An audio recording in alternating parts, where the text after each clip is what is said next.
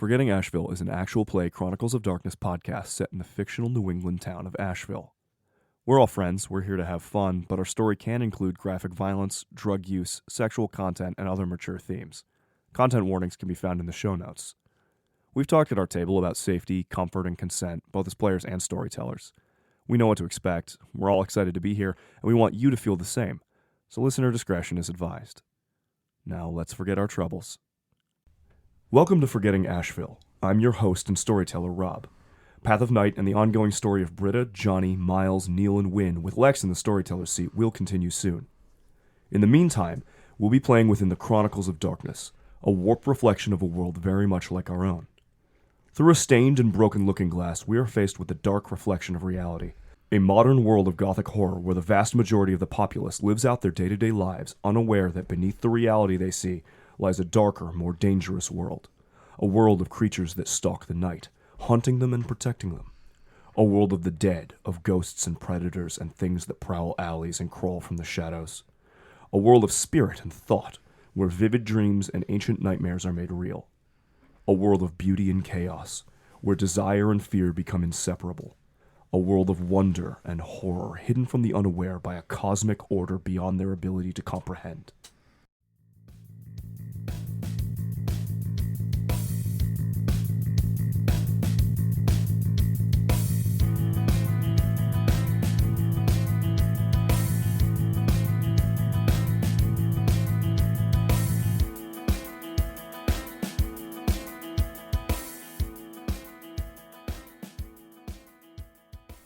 In the town of Ashville, most people know nothing beyond their day-to-day lives.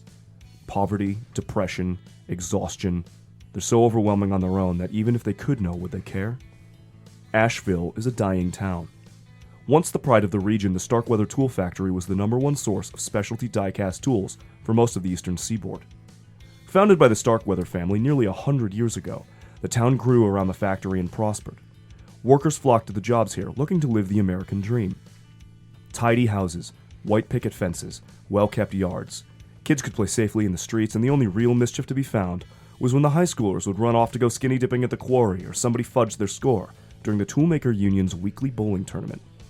That's how the old-timers speak of the old days anyhow. But that was decades ago now.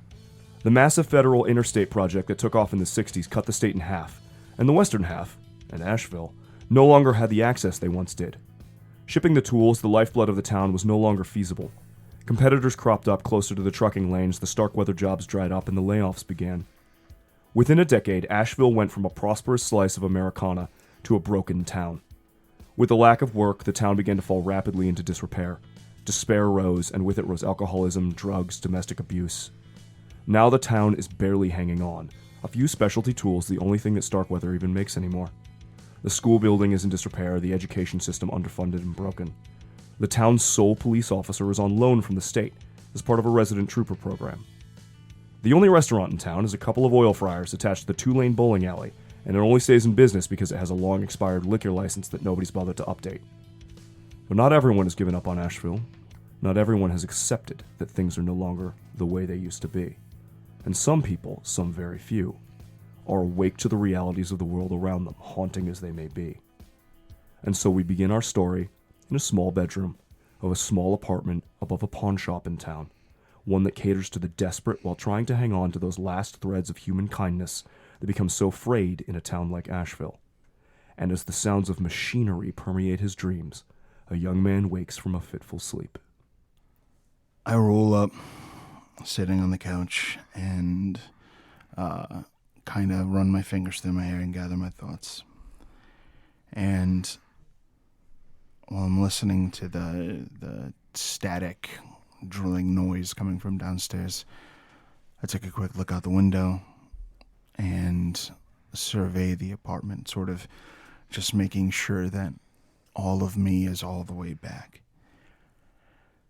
And I get up, I stretch, and for the bathroom, check my reflection, and kind of subconsciously check my pulse. I wipe some of the old makeup out of my eyes, and I actually just kind of head straight downstairs. And kind of give like a knock on the door before opening it. Hey, Ernie, everything okay? Your uncle looking, he's been looking thinner and thinner recently. And he's sitting on a stool behind the counter in the pawn shop. And is sort of bent over. And he's got one of those little, it's almost like a dental tool, like those little whining drill polishers. And he's just going over the side of somebody apparently in the last couple of days traded in like a wedding ring or something, and he's just trying to polish it up and make everything look good.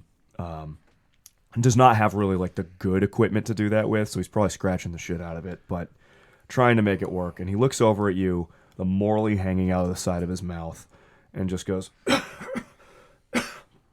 "Oh, morning, John. Yeah, I'm feeling I'm feeling okay. Everything's fine. How you doing? I didn't wake you, did I?" No, of course not. It's getting late. I'm gonna make some breakfast. Are you hungry? Have you eaten? No to both those questions. He like gives like a little chuckle, but then it devolves into coughs again. I lean on the counter, which you're not supposed to do, and these the silver rings that I keep on me kind of click against it. All right, so why don't I take care of that for you? No. I got. You're coughing again. I got a man with a purpose stays on his feet, and I got a purpose right now. I'm gonna do this, and John, I don't really feel like laying down because a man without a purpose don't stay on his feet. It's like one of those weird uncle like he just has said a million times that by this point is basically meaningless. But he says it anyways and just kind of hunches back over. And as he bends his head, you can count the vertebrae in his neck. He's getting real thin. There's some eggs in the there's some eggs in the fridge. So go ahead and make some of those up. I got some toast. I think the bread's still good. Unless you want something a little more substantial. There's some, you grab some money out of the register. You can go out and get yourself something. You gotta eat. Unless you're offering to go for food. I'm probably just fine cooking. Hey, your mom stopped by. I kind of my body language goes stiff. He nods his head over towards the corner of the store where there are a couple of political lawn signs. He has not put them out. They are just very clearly leaning against one of the walls. And it just across the top says Taggert for mayor. She wants she said I don't look so good if a family's not putting the signs out for her. So I figured I'd let you know. And there's no way she's gonna let things not look good. Well, it's a special election, so I don't know. That's what she says anyways. I ain't coming around till November, but getting them out early and, What do you want done with the signs? We don't need to put them up. I don't know if I'm willing to have this fight. I'm too tired for it. It ain't that big a deal. I don't. You know him well enough. He does not want to put him up. Mostly because he knows you don't want to. But he's also real fucking tired. And he's not willing to fight your mom on something that's so petty. You also know that that's how she wins every single time. Well, if we put him up, at least she won't come back. At least not for a while. So I'm gonna go put him up. I'm hoping by the time she wants to do photo ops, I look like too much shit and she leaves me out of it. And he chuckles to himself a little bit in that same dark humor that a man who knows he's dying always tends to get. I don't laugh, and I head over to the counter. I collect the signs. With a little bell chime, I open that front door, and I am going in like jeans and like wrinkled up band t-shirt. I'm gonna go ahead and plug those signs down in the lawn. As you leave the door, as the door opens and the chime sounds, as you pick them up, you get that same staticky feeling of like drilling and the clink of metal and keys that is so familiar to you, that you have felt around town, that you always just associate instinctively with the workings of your mother. And as you step out the door, Ernie looks up, goes, "Hey, it's first weekend of August. You gonna do? You need to see people, bud. I see you all the time. I ain't nobody for a man your age to be hanging out with. You need to see people. I know after everything that happened, I know it. Well, I know it messed you up real good, but you can't let that isolate you forever. I ain't gonna be around for."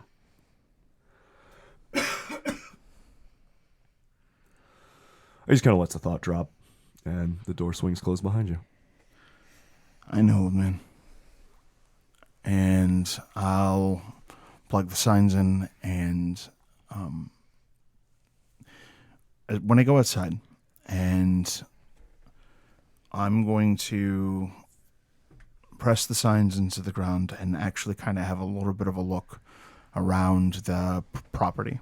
Mm-hmm. And what I'm looking to do is see if there is a bit of sacred geometry in action. I want to know if it looks like she is specifically plugging signs down in a pattern, or if she's just trying to be as pervasive as possible. Go ahead and make me a roll. Okay. I'm going to spend a point of willpower on this. All right. You get +3 dice. 1 success. 1 success. With 1 success, she's very clearly putting these down in a pattern. You can't quite discern the meaning behind the pattern, and without an exceptional success, there's nothing beyond that. But what she is doing deliberately. So this is like the groundwork for a ritual. This is the groundwork for something. Yes. Okay. I'll head back inside. Hey, Ernie, what day is it? It's a Saturday. What do you mean? Okay. So what is that, today that everyone's going to be in town? What do you mean everyone's going to be in in meeting. Town? What meeting? You said I was supposed to go hang out with... I was encouraging you to reach out to your friends. Isn't that the weekend that everybody used to get together before? Yeah. It's been a bit. It is. I don't really know how I'm going to break, I don't know, that ice people build up over time, but... You want my advice? Yeah. Just go. Most people, when they're afraid to break the ice like that, most people, when they got all that baggage from a long time, they...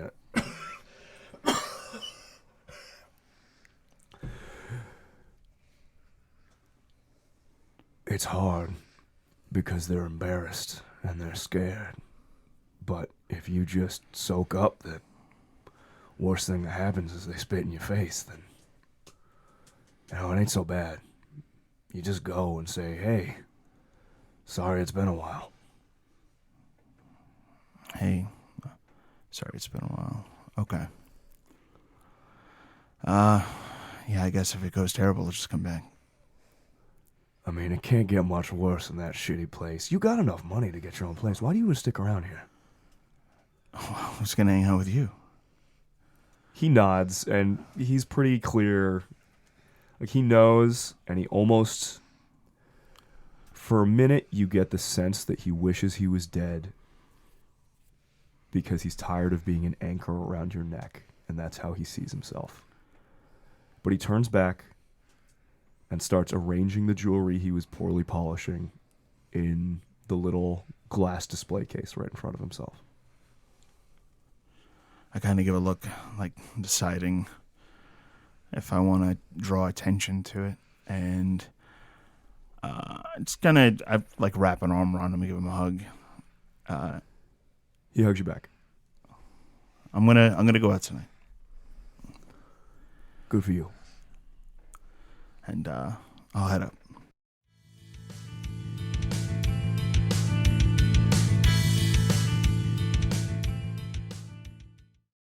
Jesse, as has been often happening recently, you find yourself wandering into the part of Union Park Forest outside of town where you were so often told by your Uncle Hank not to go. It's been a few years now. There's never been signs of what happened, of where he went, and your search for clues, your search for answers, your search for help keeps leading you back to this same area. As you approach, you get right to the edge of the ring where nothing seems to grow in this old-growth New England forest, and in the middle, you see the tall, dead form of what is known locally as the hanging tree. And that dark, hollow space right in the middle. Jesse stands right outside of that circle and kind of looks down and notices how vibrant the growth is on that circle and how it just kind of ends, and reflects that it's like almost like a weird, huge fairy circle, right? Yeah, kind of. The size of it, though, is concerning, right? Like, it's probably, like a good 40 feet till you get to the tree in the middle. So, it's almost like a 80 to 100 foot clearing at that point. It's a lot. Yeah. And it is almost like that. It's almost like a border that was created intentionally to keep things on this side and the other side from going near it. Jesse kind of paces along the edge of the circle for a little bit. He's pretty athletically built. He's not super tall and imposing. He's only about 5'9", maybe 5'10", but he's got that wiry kind of athletic build. He's got shaggy, kind of mousy brown hair. It looks like he may have slept on it wrong, but for some reason it still looks just like he intended it that way. He's got these very piercing amber eyes, and the clothes he wears looks like they were picked out of some kind of crazy vintage bin. A oversized white t-shirt with the red lettering that says "Say No to Drogs." It's obviously a misprint from a "Say No to Drugs" t-shirt. He's got a pair of brightly colored sneakers on.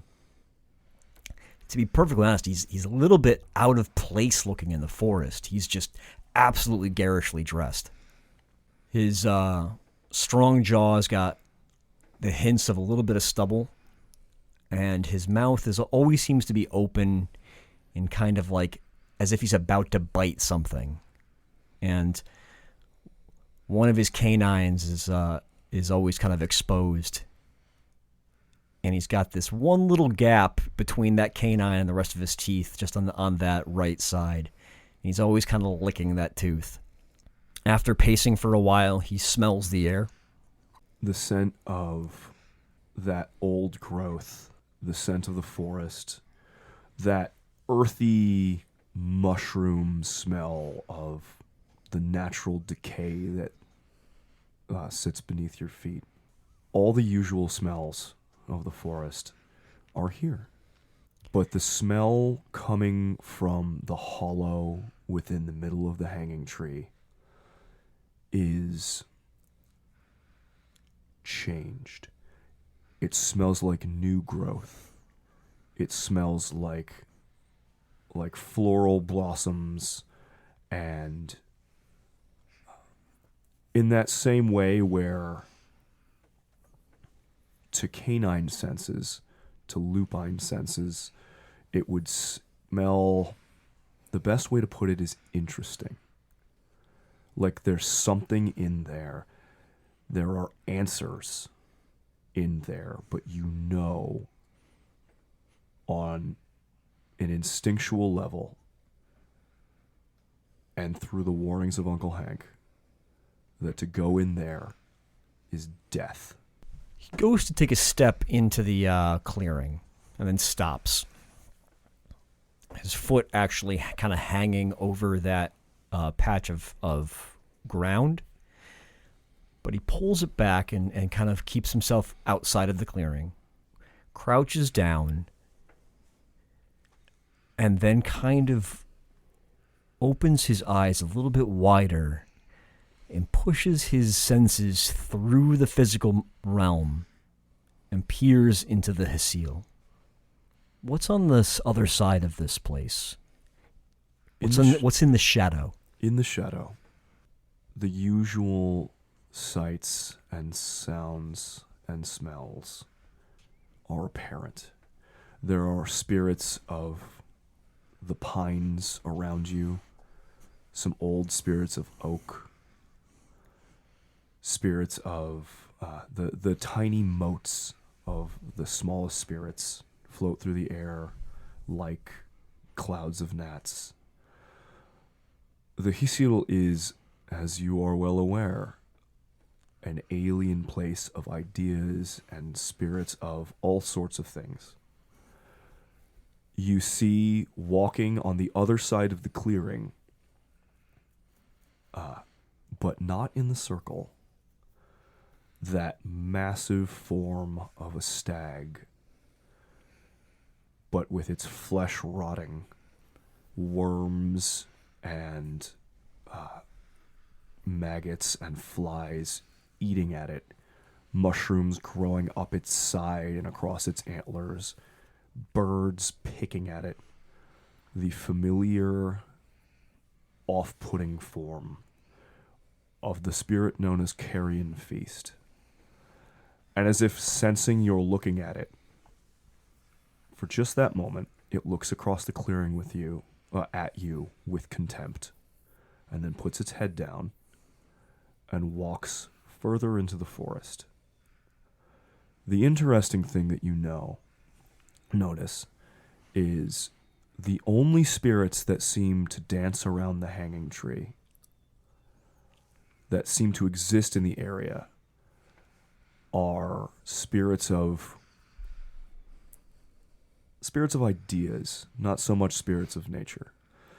Ideas like confusion, some small spirits of death, and the spirit of the hanging tree itself. Everything else seems to give the area a wide berth, as it is not in their nature to approach such a place.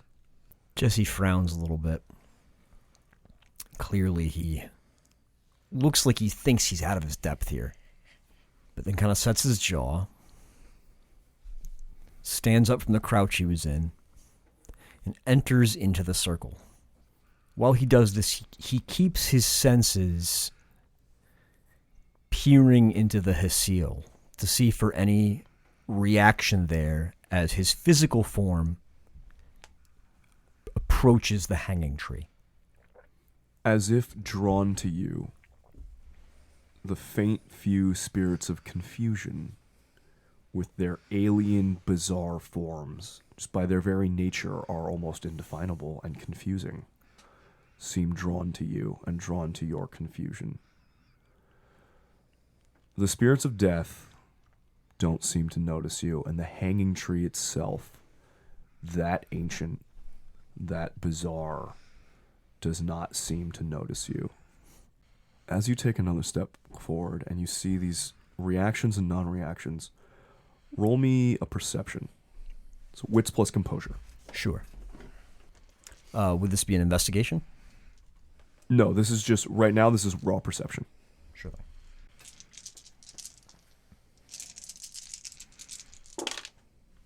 2 successes.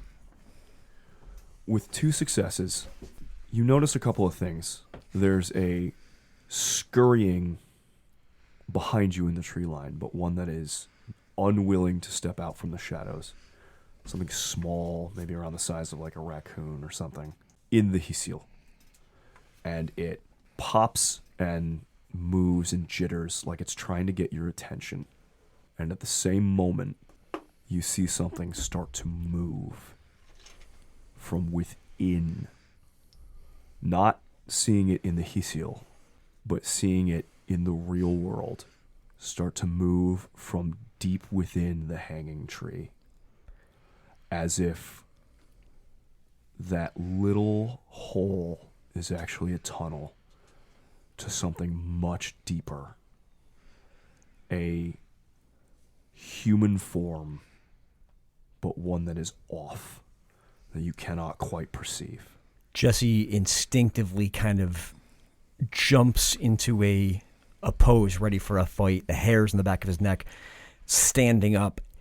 He restrains himself from shifting and keeps his human form, but is ready for a fight. And as Jesse jumps backwards, the spirits of confusion and the spirits of death start to become agitated as the confusion spirits begin to do what spirits do and consume each other as they grow in strength.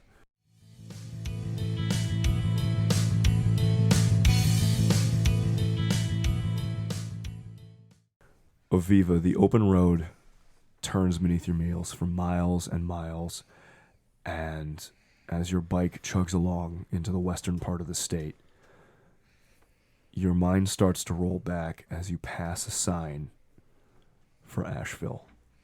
As the roads begin to crumble and you leave the highway behind, you pass one of those little memorial sites, like a cross and a bunch of flowers set up on the side of the road where somebody obviously died. And you are reminded of the place that you first came back. Behind you, around you, the ever-present being starts to become agitated the closer and closer you get to, I mean, can you really even call it home at this point? And in your ear, as you pass another one of those memorials, you just hear,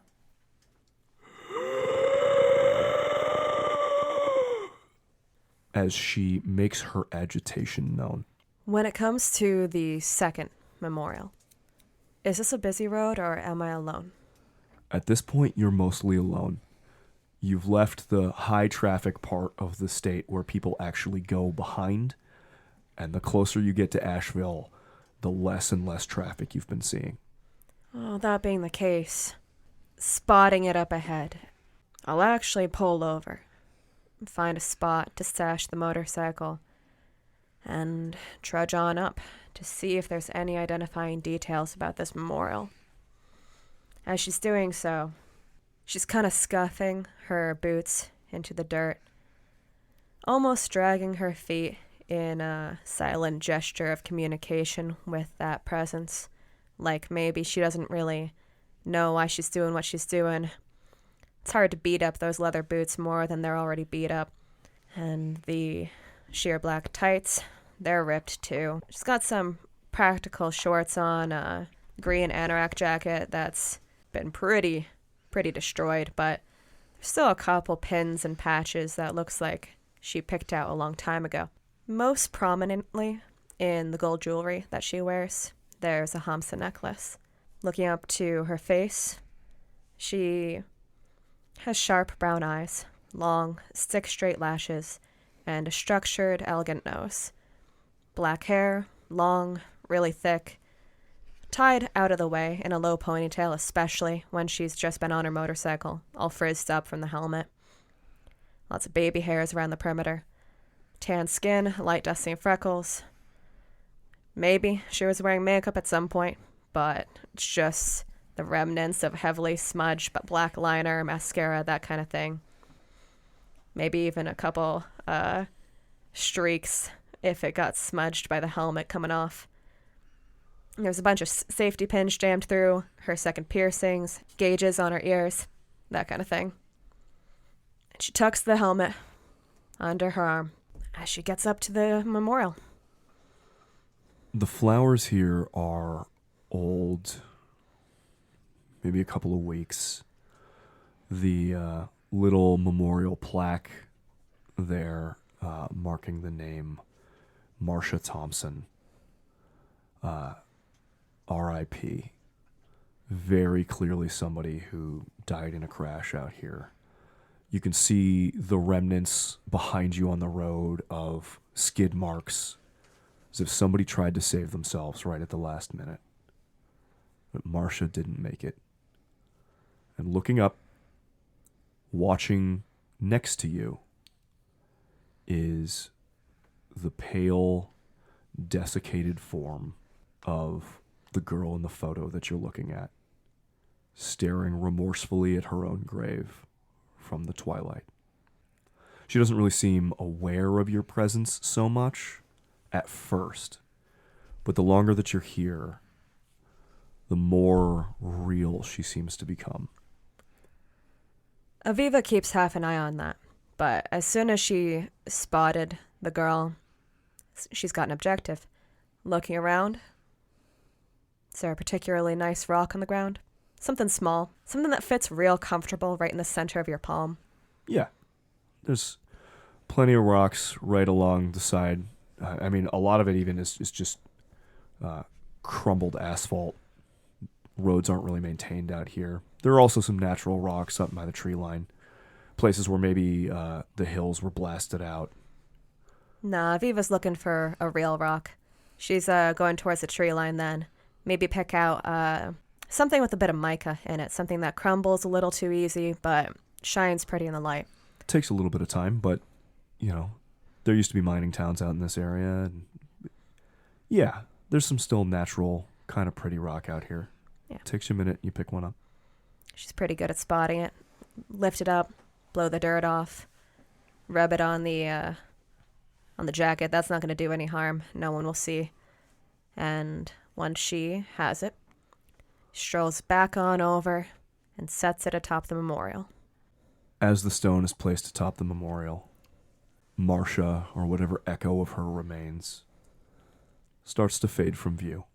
And behind you, your eternal companion, the presence of the final girl, makes herself known again, stretching out behind you like the elongated silhouette of somebody in headlights just before they're run down, but with chunks missing, as your Geist urges you forward, impatient but not understanding the source of her own impatience. Yeah. All right. We can get going. And with that, Aviva jams the helmet back on her head, adjusts, turns back to the motorcycle. It's been a long time since you've seen this sign, but after a short drive later, you see, "Welcome to Ashville." At this point, the sign is rusted. There's bullet holes in it. And somebody went out there at some point and spray painted an S over the H. That kind of, like, beneath the helmet prompts the ghosts of a smile. As you enter town, you can see the Starkweather factory off in the distance. You can see some of the familiar places, like June's Diner attached to the old bowling alley. You can see, as you crest the hill, even the vague shapes of where your friends used to live. Off in the distance, your eyes are pulled almost automatically to the swath in the trees where the old rail line used to be, leading out towards that rusted, abandoned engine that used to haul steel and lumber across town. The smile fades pretty quickly, especially the more personal the memories start to get. You know, at first there's kind of this rough nostalgia a little bit tighter a grip on the handle. And then it just becomes a full body tension. She's seeing old friends' houses. That stiffens her right up, and that pull finds her almost leaning back into the final girl, seeking the presence of her eternal roommate in the same way that she was. As you enter the streets, the final girl pushes her will forward just a little, and you are forcefully remembering, particularly when your eyes cast over the Good Value hardware store as you pass it on the street. The sounds of power tools, the whir and the smell of gasoline and blood, and she becomes agitated once more in a way that you have become very familiar with in your time together. And then you pass the hardware store and continue on your drive. And she settles, but there is a familiarity to her impatience, like a memory she can't quite grasp. And you drive on.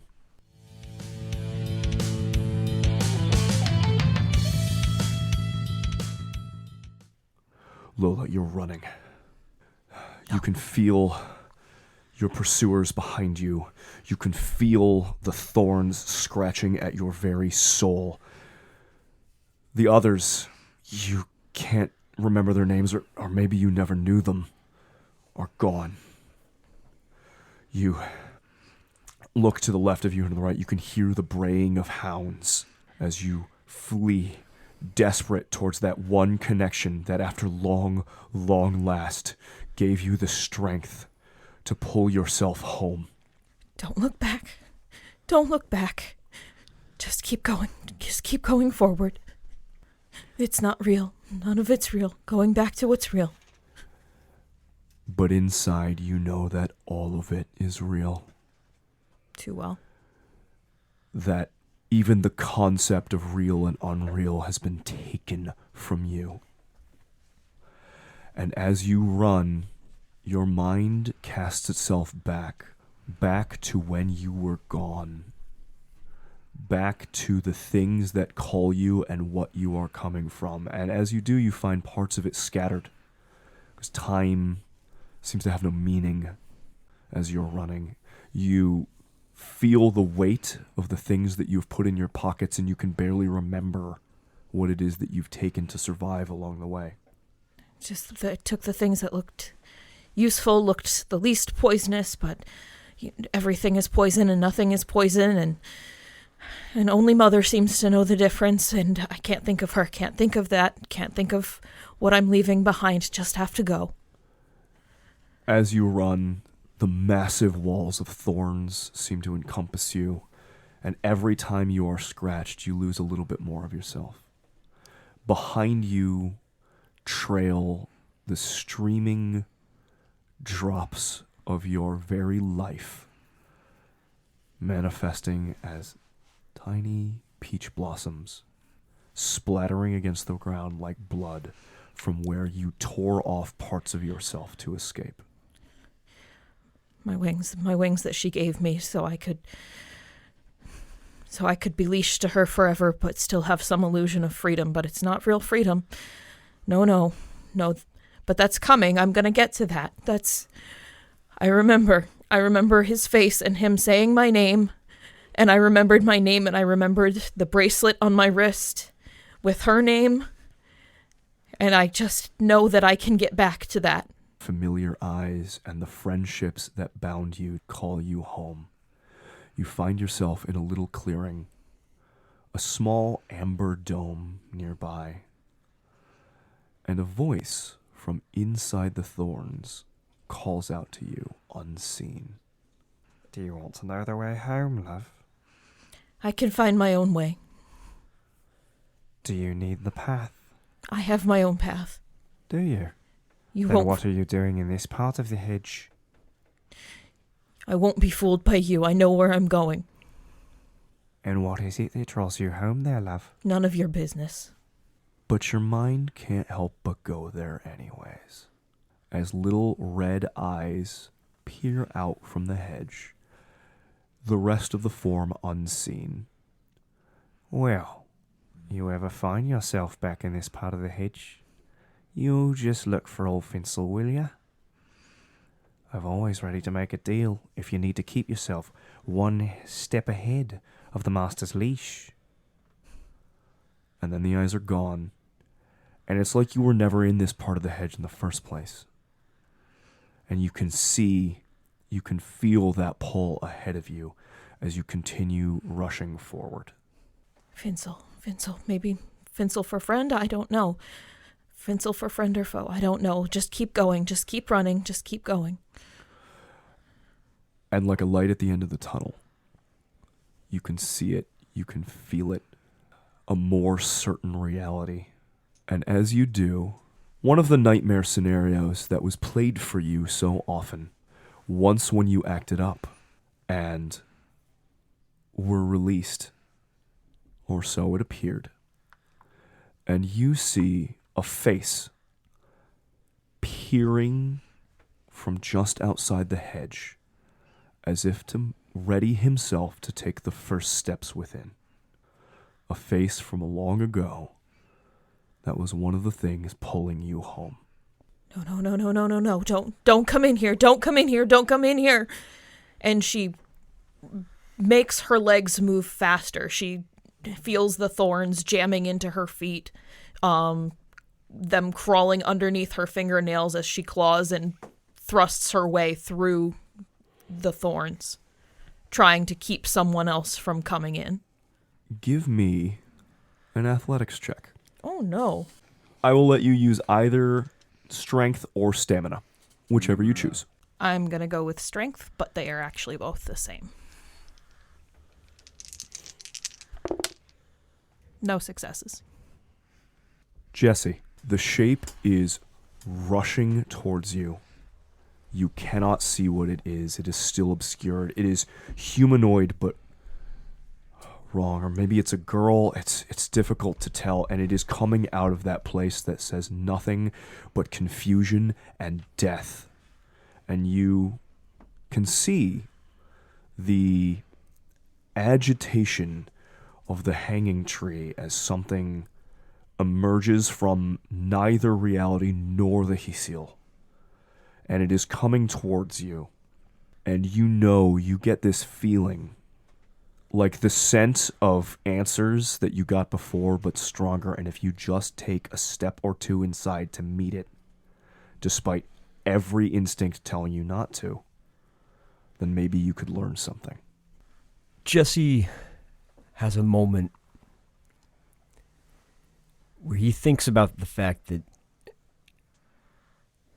he's very good friends with a spirit that exists right outside the periphery and taunts you and plays with your fears about what's there.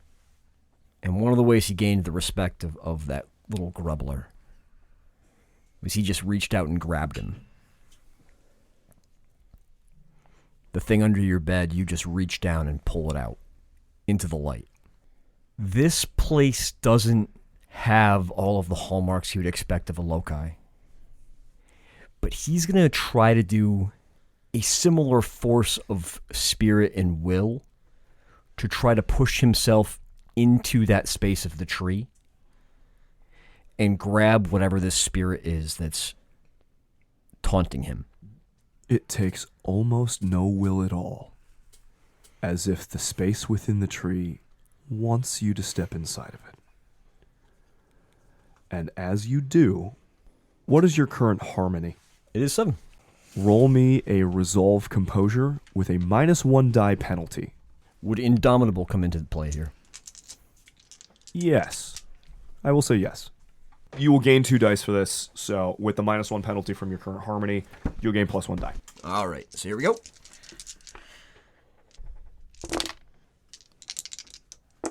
Four successes. With 4 successes, you shake your head as you go to grab the thing within. something instinctually stops you again. That scent of prey, that scent of answers on the other side, you recognize it, maybe because of your nature, as a trick, as something to lure you in, and you, underneath it, get the sharp scent of fear and desperation. As the thing rushing you is in danger as well, and has nearly escaped. And in that moment of hesitation, Dolores Gardner, scratched and bloody, stumbles out of the hollow within the hanging tree. Which is funny, because you're pretty sure you saw Dolores Gardner having breakfast at June's earlier today. A big smile kind of cracks his face, but there's obviously kind of a confused expression on his eyes, and he's kind of looking back and forth, like a little bit startled to be seen with somebody out in this part of the woods. Dolores? She has come out of the hole in the tree and is looking around wildly. After just a moment of, oh, wow, here I am, just kind of drops to her knees and starts crawling over to him. Why are you calling me that? Well, I mean... Why were you going in there? Don't ever go in there. Hey, what the heck are you doing out in the woods? And I called you that because you don't like being called Lola anymore, which is ridiculous. I think Lola's a much better name. But, I mean, hey, far be it for me to tell you what you're called. Dolores is my grandmother. I'm Lola. Yeah, I know that, but you got upset and started wanting us to call you Dolores. Look, I'm not here to argue with that. What are you doing in the woods? That's not me. I'm me. And I haven't been able to be me in a long time. But I'm here now and I can be me and I'm Lola. Jesse kind of like cautiously looks up at the hanging tree and back down at Lola. Hey, I think you might have wandered into the wrong part of the woods. Let's get you out of here and get you back home. I didn't wander into the woods. I wandered. Hey! I wandered into the dance studio. They told me I was going to be a star. You've been having a day. It's all right. Let's get you out of here. You don't believe me. That's fine. Hey, I get it. Things are confusing. Let's get you back to your fiance. I have what? Hey, I get it. Don't worry. They're probably not worried. You guys were having breakfast at the diner earlier today. He's probably just kind of concerned about you, but it's not going to be a big deal. Jesse, how long have I been gone? I don't know, like a couple hours? Who knows? How long have I been gone? I don't know what you did after you left the diner. Jesse, I wasn't at the diner. Jesse, despite looking the same, despite those familiar amber eyes and that instinctual understanding that this is him, the things that were tying you here and calling you back, the things that give you the strength to escape, looks older. Much older. The Jesse you remember was a 12-year-old boy. The Jesse you see in front of you is in his 20s. Jesse, how long have I been gone? We were starting high school. A very concerned look comes over Jesse's face. Again, he looks back up to the tree, and he remembers all of the confusion spirits that he saw in this clearing. He looks back down at Lola. Lola, I think there's a lot of confusion here. I don't think that's your fault, but we should have this conversation elsewhere. Do you trust me for that? And let's go find a phone and give my brother a call. He'll probably give us a ride out of here, okay? You look over and she is, like, her back is covered in blood. There's no apparent wound, but her back is covered in blood. She has thorns wedged underneath her fingernails. They're bloody and cut, and some are missing. Her feet are a mess, but they were probably a mess before she started undertaking the journey, and her feet are full of thorns and splinters and God knows what. Jesse has a light a lightweight jacket on. He takes that off and puts it around your shoulders. Here, put this on. Your feet okay? I have them. Hey, all right, piggyback ride time. Let's get out of here. Oh, okay. He turns around, kind of bends down and helps her clamber up onto his back. She's actually pretty good about getting into odd positions on people. And with that, Jesse, you carry Lola Gardner out of the woods.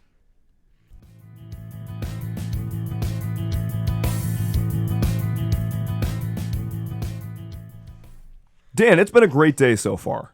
You got up early, had a good breakfast, a lot of protein. You went for a run, hit the weights. Is today leg day or arm day? It's always leg day. It's always leg day. Got up, worked up a sweat, and now there's no odd jobs to do. The diner's not going to open for a while. The gas station doesn't need you. And also, it's the first weekend in August. You've taken this weekend off every year since you and your friends always used to go out, and nobody really comes anymore. Nobody's been coming for a while, but it's still a tradition, and you've still been going and getting the cabin ready. It was Uncle Hank's cabin, and really you're the caretaker at this point. But right now, on the corner at the gas station, you've got your car parked. You got your bucket of soap. You got your sponges. What's playing on the radio? You know what? We're just gonna go with Pour Some Sugar on Me because Fuck yes, it's do great. it. I'll be mad if you don't. I decided that if I'm working on the cabin, you might as well clean up the car today and wash it down, get it all sparkly and whatnot, and make it look good. If you're looking good, the car's looking good, everything's good. Like, why would you not? This is the perfect way to do a Saturday. So I just start doing that, and I keep chatting with people that come by the gas station. This seems like a lot more than usual. So with my 6'4" frame, shirtless, wearing just my sweatpants from this morning, I am washing my truck out in the gas station lot. There are definitely more slowdowns. Some of them are just kind of glaring at you, particularly the older folks. I wave at them. Some of them are not, and they are very Amber Lautner, who you used to go to high school with. Just went on a couple of dates once. Almost hits a telephone pole, and then just sort of drives off, giving you a little weird shy wave out of the corner of her car. I did move to check in on her, but I think she may have driven away before. Oh yeah, but she didn't hit anything. Right, it was close. But it was erratic, so I was wanted to check in on her. Yeah, no, you getting closer to check in on her did not help, and she drives off. Oh. And as Pour Some Sugar on Me plays on the radio, you start thinking about, what you're gonna do tonight. Whether or not, how much food you should bring. Whether or not you should bring some beers. No, the answer is yes to both. At this point, mostly the only person that comes is Jesse. Sometimes, John came to a couple and then just kind of stopped coming once he got weird. Dolores never comes anymore. Yeah. Ever since, honestly, she stopped hanging out with you guys in middle school. Ever since she started wanting to be called Dolores. Ever since she started wanting to become Dolores, yeah, she just didn't want to do this anymore. She's just too cool for school. And, I mean, after that horrible tragedy with Aviva, that's seemed to be the final straw that broke a lot of everybody. That was the last one. But your mind doesn't stay on the sad for too long. Start prepping. Start thinking about what you're going to do. I think we're going to cut a lot of wood. Makes sense. Yeah. There's no electricity out of the cabin. Right. Yeah, no. It's a good exercise, too. And, we got to get it stocked up. And, winter's going to be coming soon enough. You've got a couple of those canisters of diesel fuel for the generator out of the cabin. For nighttime lights and stuff, but... Just in case. I mean, I don't really need it. You do a pretty good job of keeping everything up. And even though everybody stopped coming, this togetherness thing, this really has been important. As you're sort of loading up and getting the cooler and everything in the back, Gary Wallace pulls up in his, little American-made sedan, starts pumping gas, looks over at you, and, hey there, Dan, how you doing? Oh, how's it going, Gary? Oh, not too bad. Me and the missus gonna just have a quiet night in tonight. Sounds exciting. Yeah, well, I no lodge meeting or nothing. Bowling tourney don't start up till next week, so Yeah, I'll make sure the machines are all good and ready for you guys by the time that happens. Your brother in RSVP, I'll bring it up with him. great, yeah, I'm sure he'll go. He loves those kind of things. perfect. I mean, he loves people and Yeah, great. yeah. You RSVP'd, but you didn't. Did you want chicken, fish, or steak? All. Well, no, it's like a one choice. We have to pay for plate. Can I have 2? Well, gee there, Dan. That's Gary, come on. I mean, we've known each other forever. Look at me. I need more than just one plate of protein for like this, and We'll tell you what. I'm sure we can work something out. I think so. I right. mean, you wouldn't want to see me hungry. Well, probably not. No. It's yeah. All right, bud. So you a big cooler? Where are you headed? Oh, I'm going out to the cabin this weekend. Oh, is that weekend? It is that weekend. Oh well, you have fun, okay? I always. All righty. I mean, you have fun. Will do. I'll say hi. Yeah. Okay. Sounds good. Hey, What? did you give any more thought to? I know you do a lot of odd jobs around town. I could put in a word. We're up in production over at the factory. Oh, no offense, but I'm not. We could always use a big, strong guy like you. I mean, everyone can use a big, strong guy. I know, but and you're a hard worker. I always see it. I could bring it up with the lodge. Yeah, I mean, doing stuff around town's great, but I'm not interested in the factory. It's no offense. It's just not my thing. Well, I got word that it's gonna. They've been saying it for years, but really, I think things are gonna really turn around for Ashville pretty soon. We're gonna need a lot more strong workers, and you get union benefits and everything. Are you sure? Union what? Benefits, like health insurance. Oh. I mean, I'm healthy. Oh, okay. I mean, look at me. Hey, just promise I me you'll flex give a it. little bit. Well, I gotta go, Dan. You take care, Gary. Anytime you need a run, you just gotta hit me up. You're looking. Well, I always thought I had more of like a runner's body. I think you could get there. Yeah. Okay. And little Gary gets into his car, and drives off. See you later, Gary. Wait a second. This is so much better. Gary's having some uncomfortable feelings now watching him flex. He's literally like, hey, you're looking, Little. He didn't say anything after that. I gotta go! I need to get back to my wife. His version of the Hulk is Gary. You wouldn't like me when I'm hungry.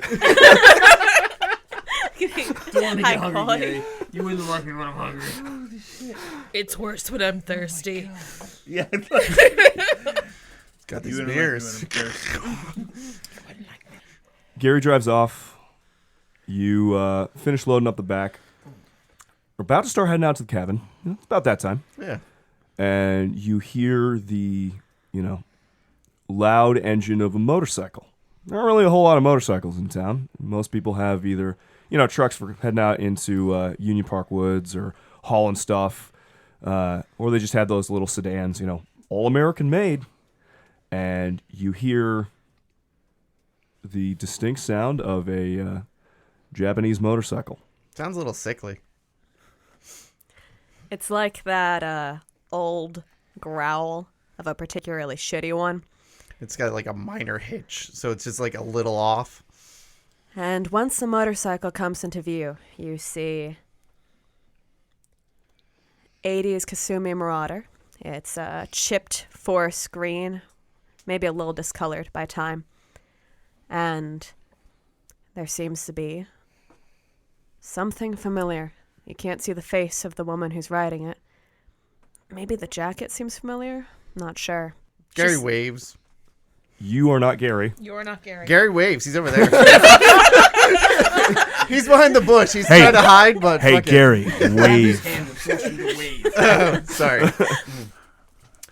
Dan waves, and then he reaches back in the cooler and just grabs a beer Pops it Aviva, open. It's been years. And even though he's grown up, that is unmistakably Dan Swanson. At first, the wave doesn't really seem to catch the woman's attention. What, you grab one beer and head over? You grab two? What you? I grab one beer and I lean against the truck because, like, you're sort of familiar, but I don't really. Nobody in town has that kind of motorcycle, and I would know. And women approach him. Not just women, thank you very much. Yeah, Dan wants something very clear. All right? The discrepancy between us is really we took. He's not a mere woman kind of guy. Yeah. We respectively took after our parents. Yep. Obviously, I took after my dad. He took after our mom. Dan is hetero until horny. Thank you for that, I guess. Dan, I can't even spell heterosexual. Fucking words over here. God, shut up.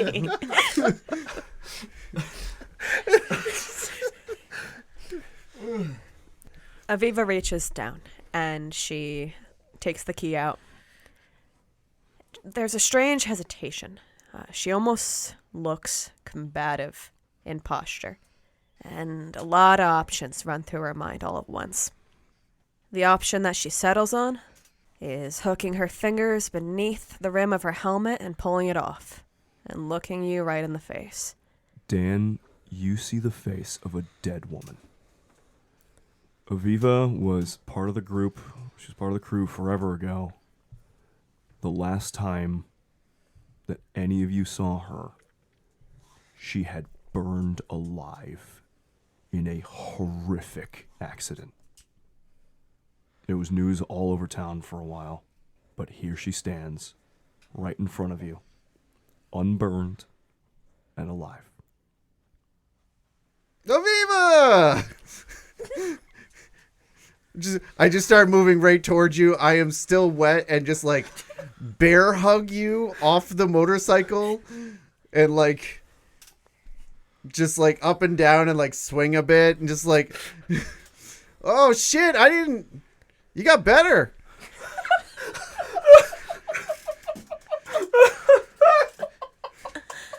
I didn't think you really died. I mean, I kind of did, but I was, I never really saw it, and everyone else just said it, so I don't think it's, so you look a lot better than what they said you would look like.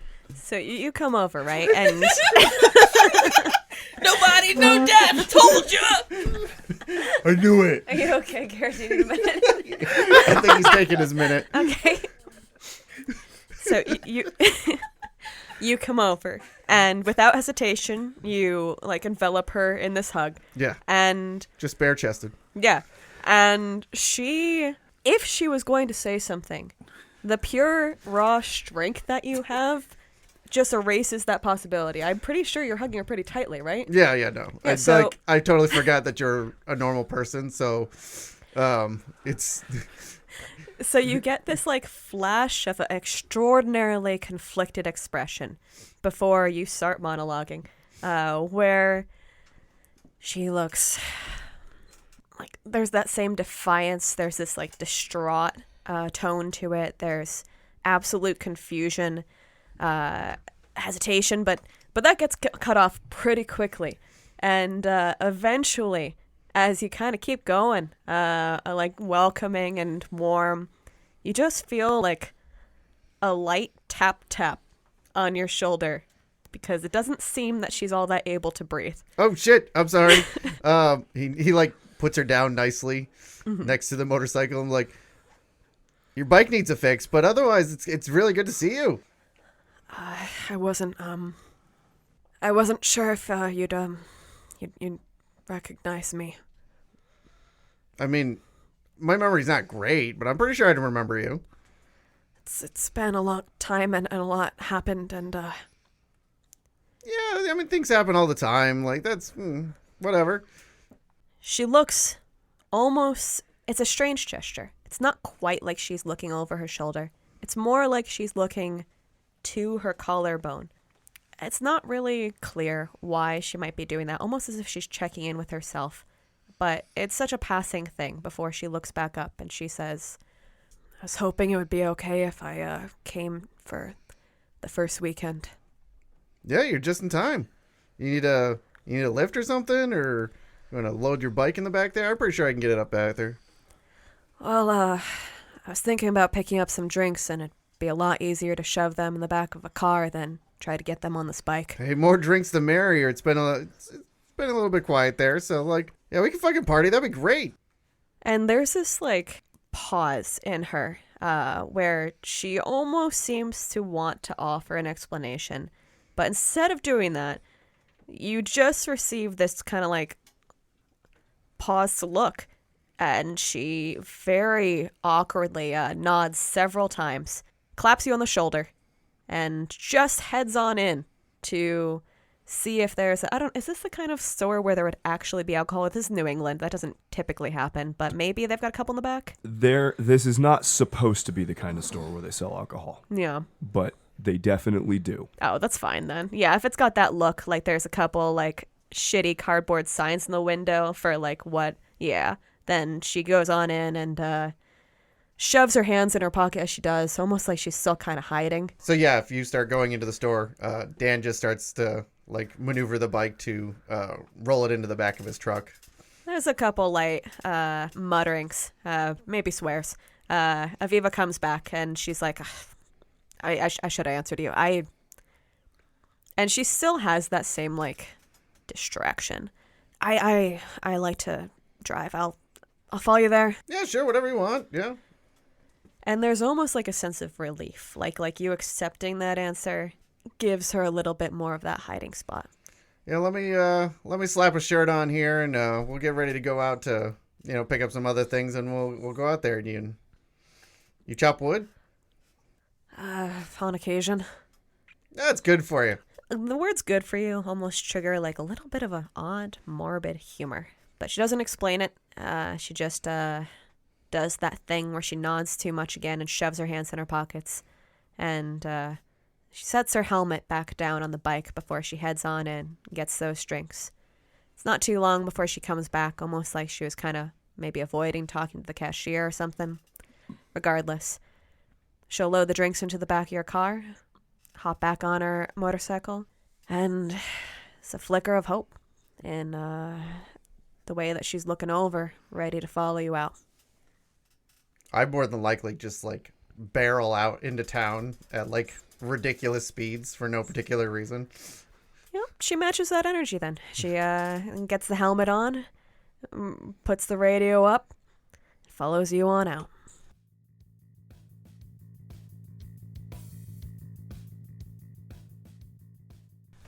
John, you get ready for the day, roll out of Ernie's shop, out to your car. You know, if you just open your awareness, if you look around, there is so much that's sometimes hard to shut out. Get out to your car. Where are you headed? So I am in tune with truth, and can, despite having the ability to pierce illusions, I don't really see anything that is of immediate concern, and I really don't want to look at the grand scheme of things right now. So I will toss a change of clothes in the trunk, hop into the driver's seat, and I will use the mirror to apply a little makeup. Realize that I don't really have a ton of places to go. Just as you're having that realization,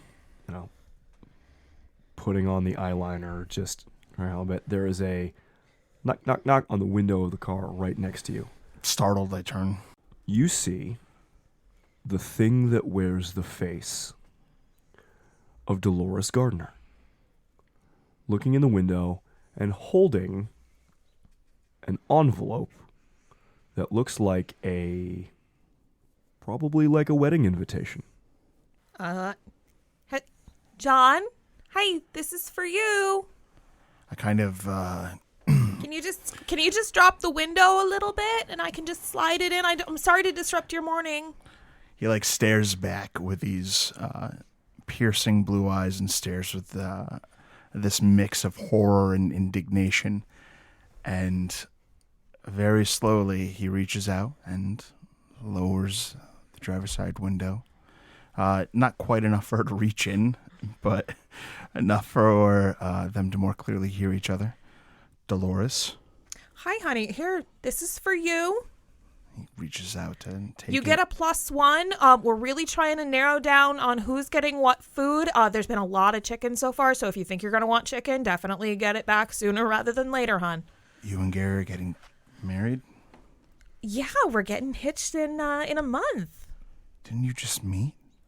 Honey, we've been engaged to be engaged since junior year. Oh my God. I guess you were busy with lots of stuff. I know we weren't as close as we used to be, but... Yeah, I'm sorry. I'm sorry about that. I've been so busy. Oh, you know what? Everyone's going through their little thing. I don't try to walk in everyone's shoes because I can't understand that much, but I do try to walk next to them. He like shifts in his seat a little, kind of watching her warily. Do you think you're going to be bringing a +1? You never know, but You I'm never not exactly betting on know. it. You might meet someone there. I already know everyone in town. Oh, but we've got some family from out of town that's coming in. So, you could be family soon. I have to go now. As Dolores, an unknowable discomfort and panic comes over you. As a sudden realization of what you are returns to you as the thing you replaced comes back into the world. And her face just her eyes go very, very wide. And she just kind of takes a slow breath. I gotta go call Gary. It was nice to see you, John. Dolores, is everything all right? Why wouldn't everything be fine? I'll see you soon, hon. It's a good question. Wait, no, hold on. No, I gotta go, Gary. Oh, look, he's calling. Bye, hon. Gary, hi. And Dolores, you hurry off. Because equally certain is that this is your life. And Gary is going to be your husband. And it doesn't matter what this thing coming back for you thinks. And in the car, John, you see her practically skitter away as something has disrupted the order of what she is for the first time since you've seen her in a very long time. So, Dolores just lied to me. Yes. And I automatically see through that. Yes. And with a reach, I can start looking into the truth behind her lie. Yes, you So can. I would like to roll to do that. Okay. And as she's going, John is going to begin speaking in high speech. And I'm going to create the image of the truth in my mind and conjure it into reality. Make the roll. 3 successes so far.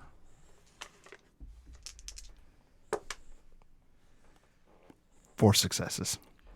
One short of an exceptional. The truth, the reality of what is going on with her, as is conjured in your mind. As with most things when it comes to the arcane, when it comes to the supernal, it's not a simple laying bare of information.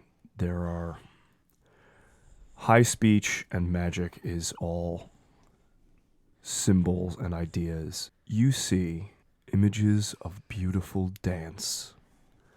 You see a child's love and attempts at perfection. You see something stolen away and left in its place, unaware of its own lies and its own life. And you see the lie that was just told to you laid bare. The lie is that while she did not know, something happened, and now she is aware of her own nature in a way that no one but you in this town seems to have been. I'm going to call Gary. You got his number. like hem and haw at the phone for a little while before I do it. But yes, then I'm going to call him. Hey, you got Gary. Hi, Gary. I just ran into Dolores, and Oh, did she get you the invitation? she did.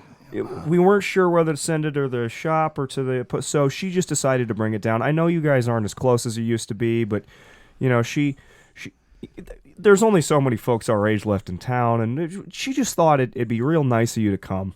Are you busy tonight? Can you talk? Can I talk tonight? Yeah. What's with the conspiratorial tone there, fella? Nothing. It's just about the past, my relationship with Dolores. I've been distant, and I'm sorry. It's okay. I mean, you know, I had that conversation with Ramona, and she mentioned that, you know, it would be nice to see you out of the party, and you know, Dolores just took the idea real quick. Is this because I know you and your mom aren't so close? Is that why? What does my mother have to do with this? Well, she said if you fellas used to be so close, and, you know, you haven't been out of the house too much, so... And honestly, I thought it was a great idea. Dolores did too, and so she just wanted to hand deliver that. Gary, what are your plans for tonight? Oh, I was just gonna stay in with the missus. At home? Yeah, why not? I All mean, right, thanks, and I hang up. Okay. So I know where she'll be. She might kill Gary, but... And it's around this time as you're holding your phone in your hand, just kind of thinking the thought she might kill Gary.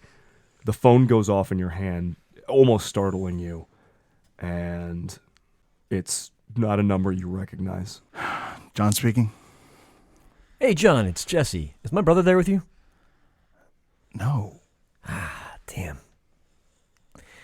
You know I'm busy right now, do you? I need a ride. Okay, where are you?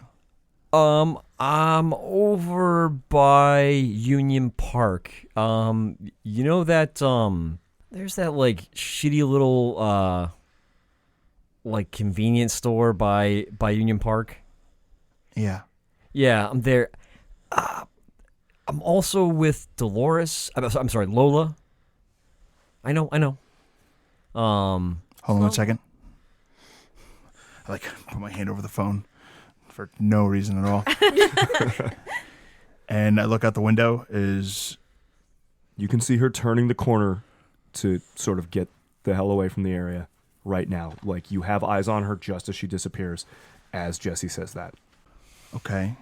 Jesse, does the All church right, still Jesse? have the lost and found? What? Yeah? Is it far? I mean, it's just a couple blocks. Jesse, what's Dolores doing with you? What's going on?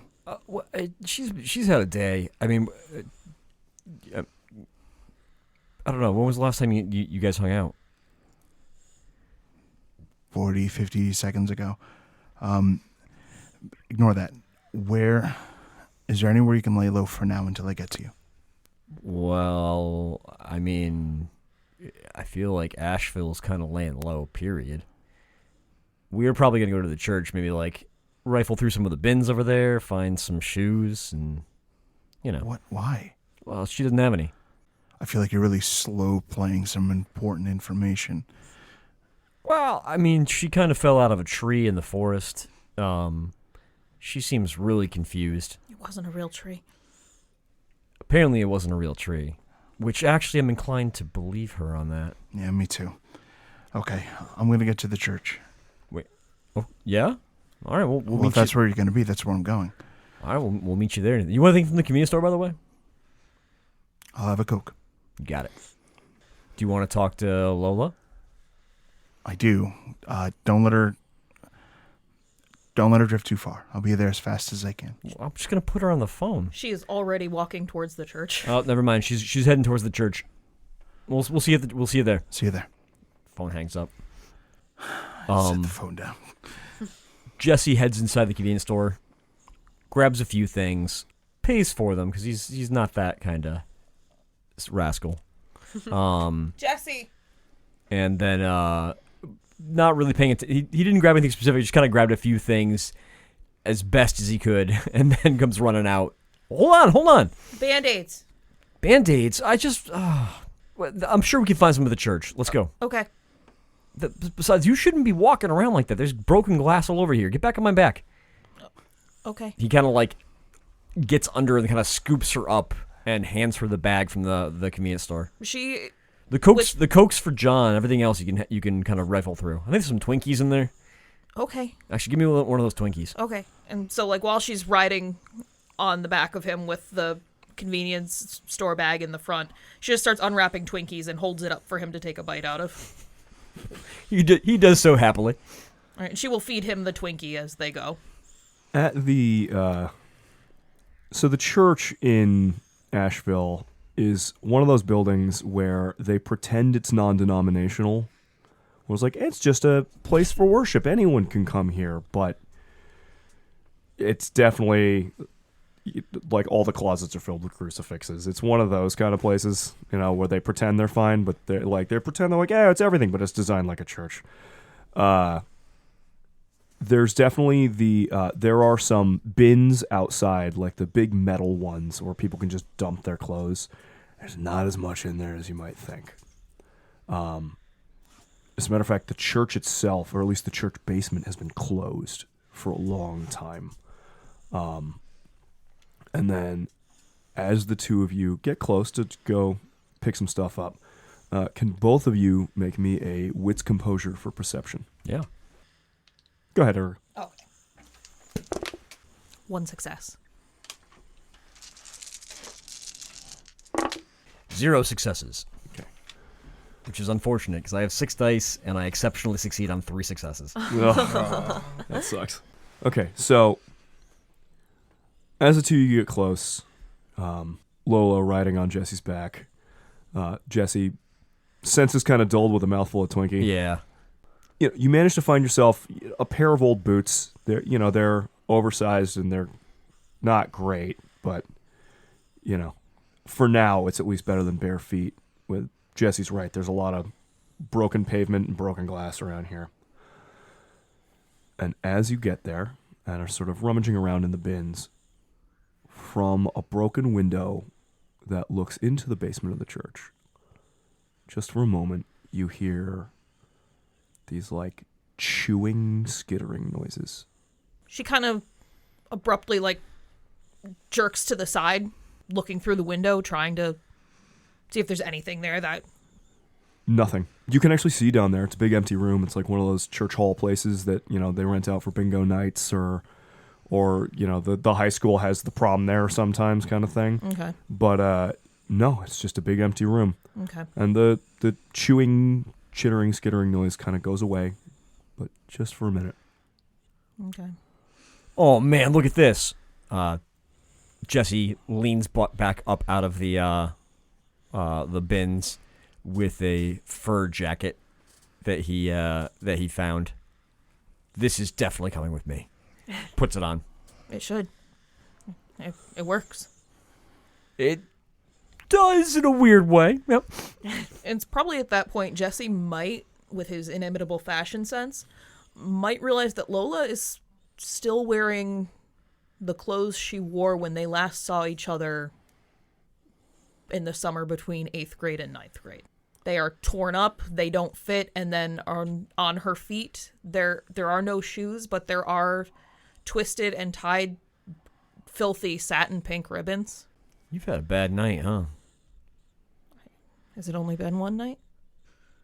He looks at you with a really deep look of concern. Can we sit somewhere so I can pull the thorns out of my feet? Yeah, that's a good idea. Come on, over this way. I think I know where this place keeps their little first aid kit.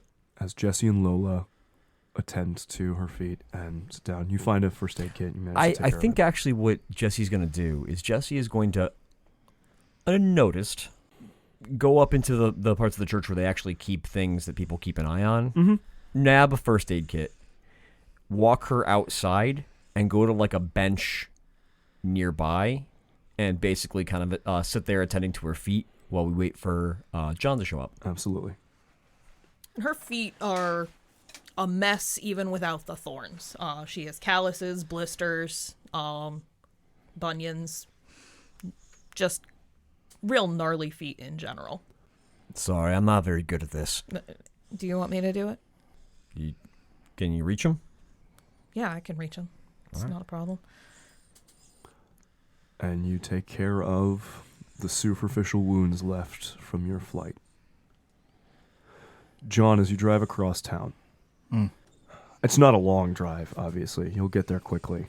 One of the things you start to notice, that same itch that you sometimes feel when you wake up. There are natural ley lines of power. There's a natural geometry to the world. Oftentimes in cities, streets are laid out subconsciously along those ley lines. Right. You've driven these streets 100 times, and it takes you a second to realize that you took a wrong turn, and that you could have sworn that Imes Street continued on to the church, but it doesn't. It's very easy to backtrack, but you are meticulous about this kind of thing, and if you didn't know any better, you would have sworn this is not how the town always was. I get some paper out of the glove compartment, and I make a point of noting that down. Actually, I grab one of the little city maps that they offer at town hall, and I'm actually going to go ahead and just mark the change. And I think I'm going to keep the map on me for the time being, just in case this continues on. The map matches up perfectly to the reality of the streets in front of you. Right. I'm going to mark what I remember. Exactly. Mm-hmm. Yep. And as you're driving, you pass more and more of the Taggert for mayor signs put out around the town. She's running unopposed. She usually does. But there are still so many, because that's the kind of thing, big quotation marks, that you do. Yeah. And for a second, as you pass one of them, you could swear it says Castro for mayor. And you look back and it says Taggert for mayor. Oh, what is she doing? Okay. I'm going to go ahead and note that down too. And get out of the car and kind of pace around, see if I can spot the sign. But if it's the glimpse past and it's gone, I'm going to pace for a little while and then go back to the As car. you pace, as you look at some of the signs, and it's that same metal on metal jangling of keys noise that is becoming more and more familiar. Okay. But there's nothing else to be seen that you can see as of right now. Once I know there's no changes, but her Nimbus was involved, I'm going to head back to the car and get a move on to the church. Hopefully, these events aren't connected. And shortly thereafter, you arrive. I'm going to hustle up the steps, head into the church. When you guys spot me, he's wearing a pair of kind of old and worn skinny jeans at this point. And most of him is covered in this very tight, black hoodie with a zipper. And he still has it pulled up. There's some tufts of curly hair kind of poking out from under the hood. And he is a little more nervous than he probably would normally be, kind of peering around with those bright blue eyes. So we catch glimpses of him going to the church, and we're actually out on the sidewalk, sitting on a bench nearby. So we give him a quick whistle. John will stop and head on over. Hey, you guys are out in the open. The two of them are standing on the bench. She's attending to her feet, and Jesse's kind of doing this weird dance shimmy to amuse himself in front of the bench, wearing a big oversized fur jacket and eating some junk food. Okay, I like the jacket.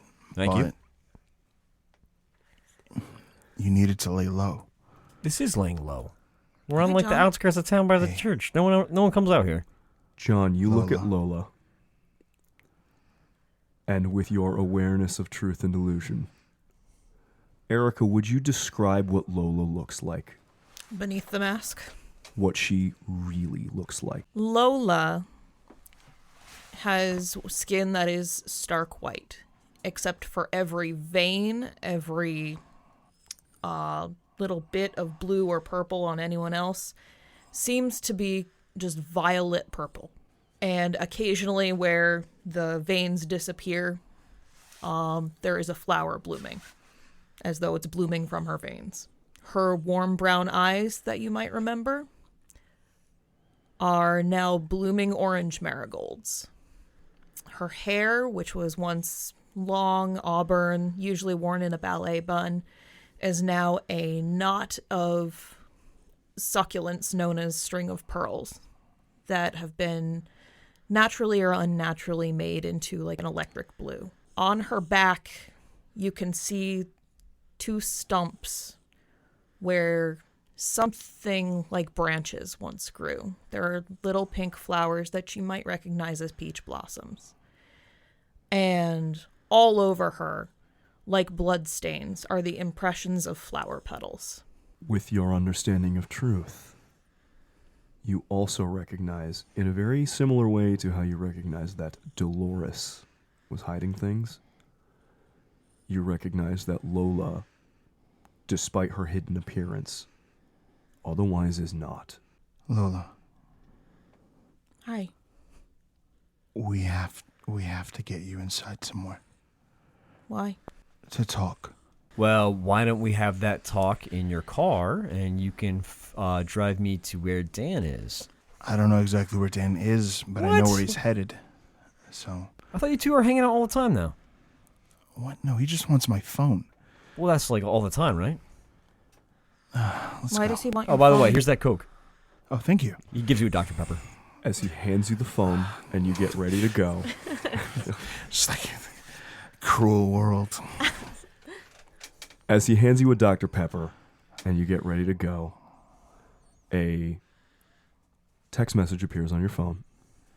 It just says, "Hey Dan, what you up to?" Again?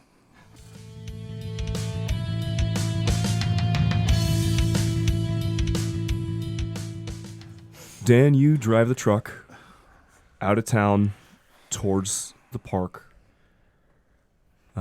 onto a dirt road before it becomes state land, and drive out a mile or 2 into the woods over dirt. Aviva, you follow him on the bike. It's a little bumpy, but not too bad getting out here. And eventually, you arrive to the small 1-story cabin, little covered porch in front of it, big old pile of chopped wood, ready to go, a generator all hooked up. Wood to be chopped. Wood to be chopped. I'm sorry, I don't want to rob you of that opportunity. That's right. It's important. Very important. And you go to the cabin that you go to every year that used to belong to Hank, and the two of you arrive. When Aviva gets off her bike and turns to look to the cabin, there's almost like there's something new about it in her eyes, or maybe it's just nostalgia. She's looking it over like she's taking in something that she hasn't seen before. Dan gets out of the truck with like a duffel bag slung over her shoulder from the back seat and like grabs up the cooler in one hand. He's like, "Come on." Yeah, and with that, she grabs up the drinks that she bought too and follows on behind. Basically just drops the duffel off outside the door and along with the cooler, like breaks it open, takes out another beer, looks at her like, "You want one of these?" She kind of gives the beer like an iffy look and does that sort of like dismissive thank you hand gesture before she reaches into what she bought and pulls out probably like a shandy. Whatever works. Thanks though. So yeah, I'm sure the other people will be by soon. I guess. So what are you doing here? I kind of had thought through how I might answer that question, and to be real with you, every answer that I thought I had ready kind of sounds like shit at this point. He Dan looks at you mildly weirdly, like finishes off the can in basically one go, like crumples it on his chest and like Just like You actually, at that action, get a pretty familiar judgmental look from her that you remember from before. Whenever you do something of that caliber, you would get like this very like dagger like glare that somehow still reads as an expression of friendship rather than total hatred.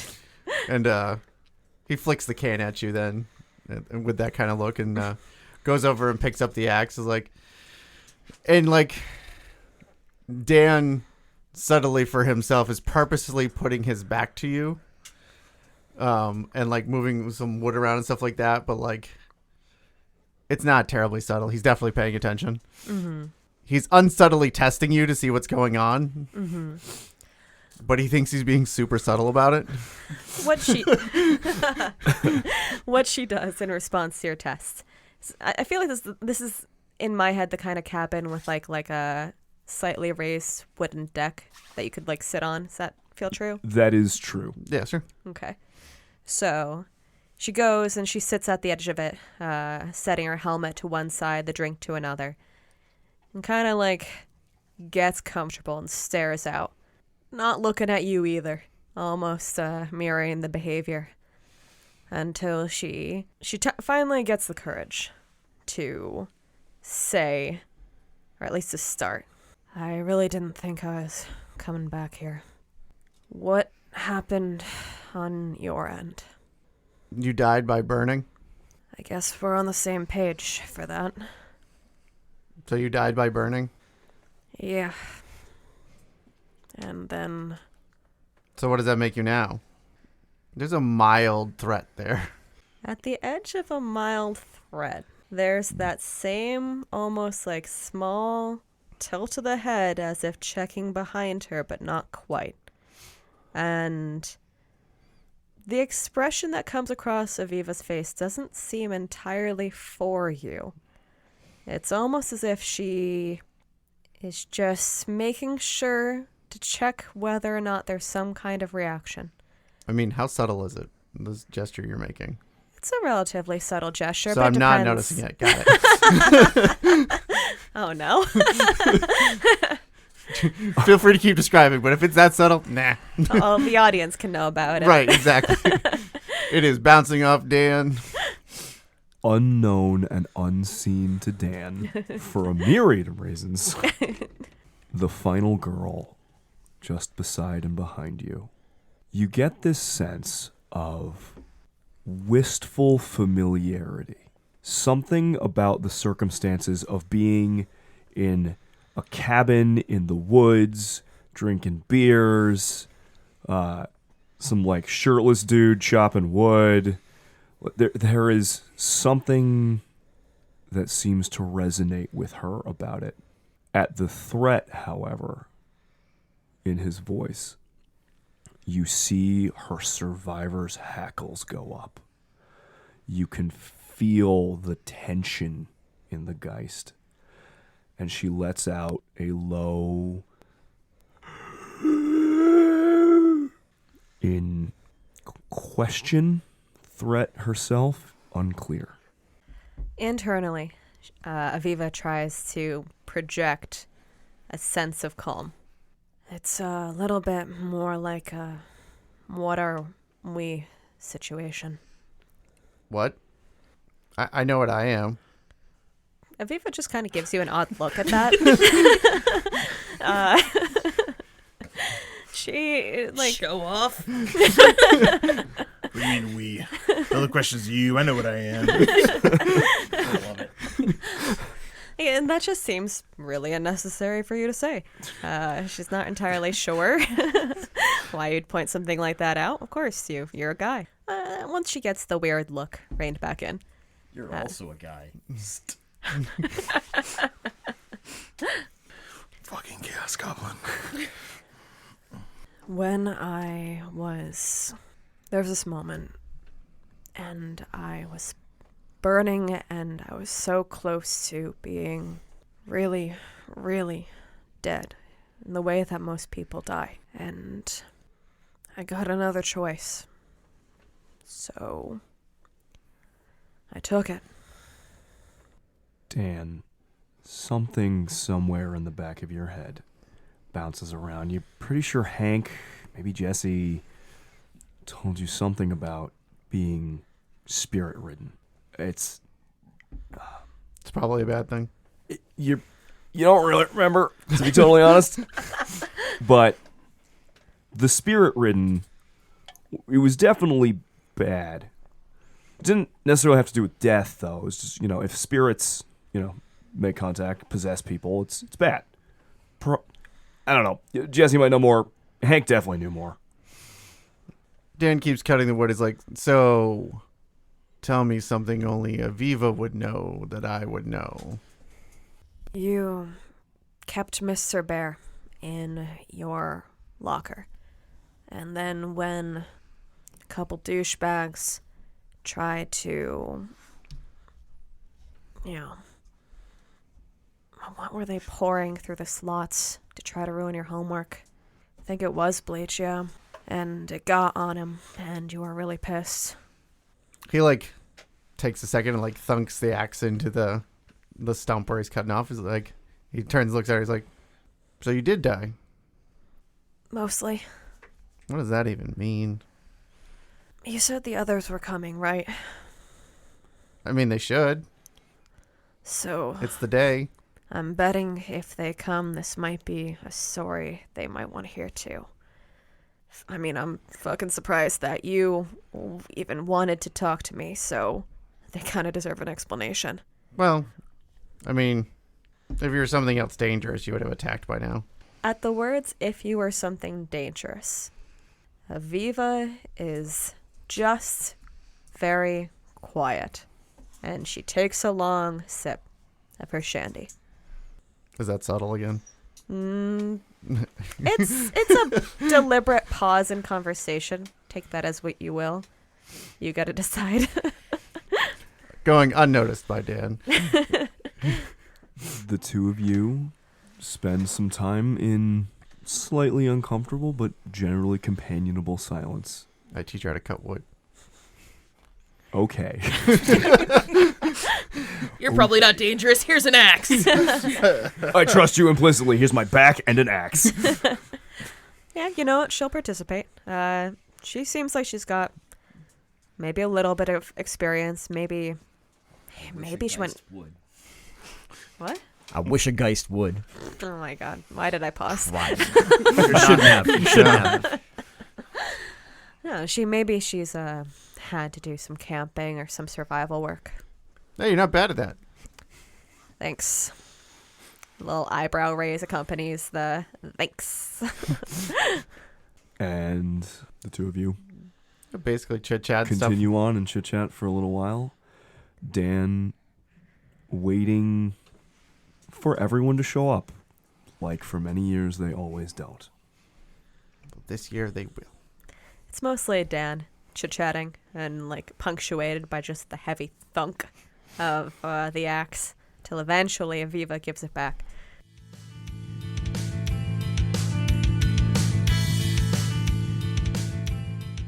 Eventually, John, Jesse, Lola, you drive in John's rather nice car until eventually, Jesse, you point him on the dirt road. Not that he needs the direction, but just old habits that lead up to Uncle Hank's cabin. The three of you roll through the dark woods. Road's a little rough for BMW, but it's currently a waning crescent. A few days from now will be the new moon.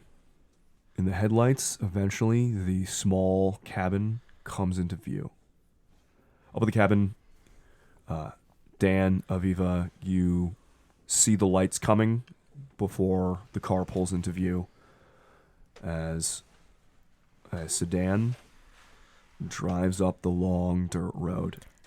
Even though Aviva knew it was coming, reflexively, something in the approaching headlights causes her to stand off the porch, just take a few steps back away from the car. Oh, hey, they're actually coming. There's a flick of just the eyes towards exactly how much doubt there would have to be for him to say something like that, but she refocuses back on the approaching vehicle. I think that's John. John hasn't been here in a while. And she gets very quiet. Somehow more quiet than silent. Ultra quiet. Lola, Jesse, John, you roll up, park. You see Dan's truck already parked here. You see Dan with an axe and without a shirt, Waving. a beer in his offhand. He got very big. You also see Man, he takes any opportunity to lose that shirt. a motorcycle parked behind Dan's truck. And after a moment, the three of you see Aviva. Someone who, Lola, you have been missing for a very long time. Someone who, Jessie, was memorialized in town after she died.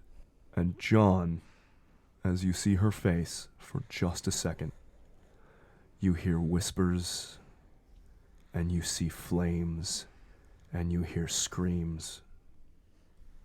And that's it. There stands Aviva.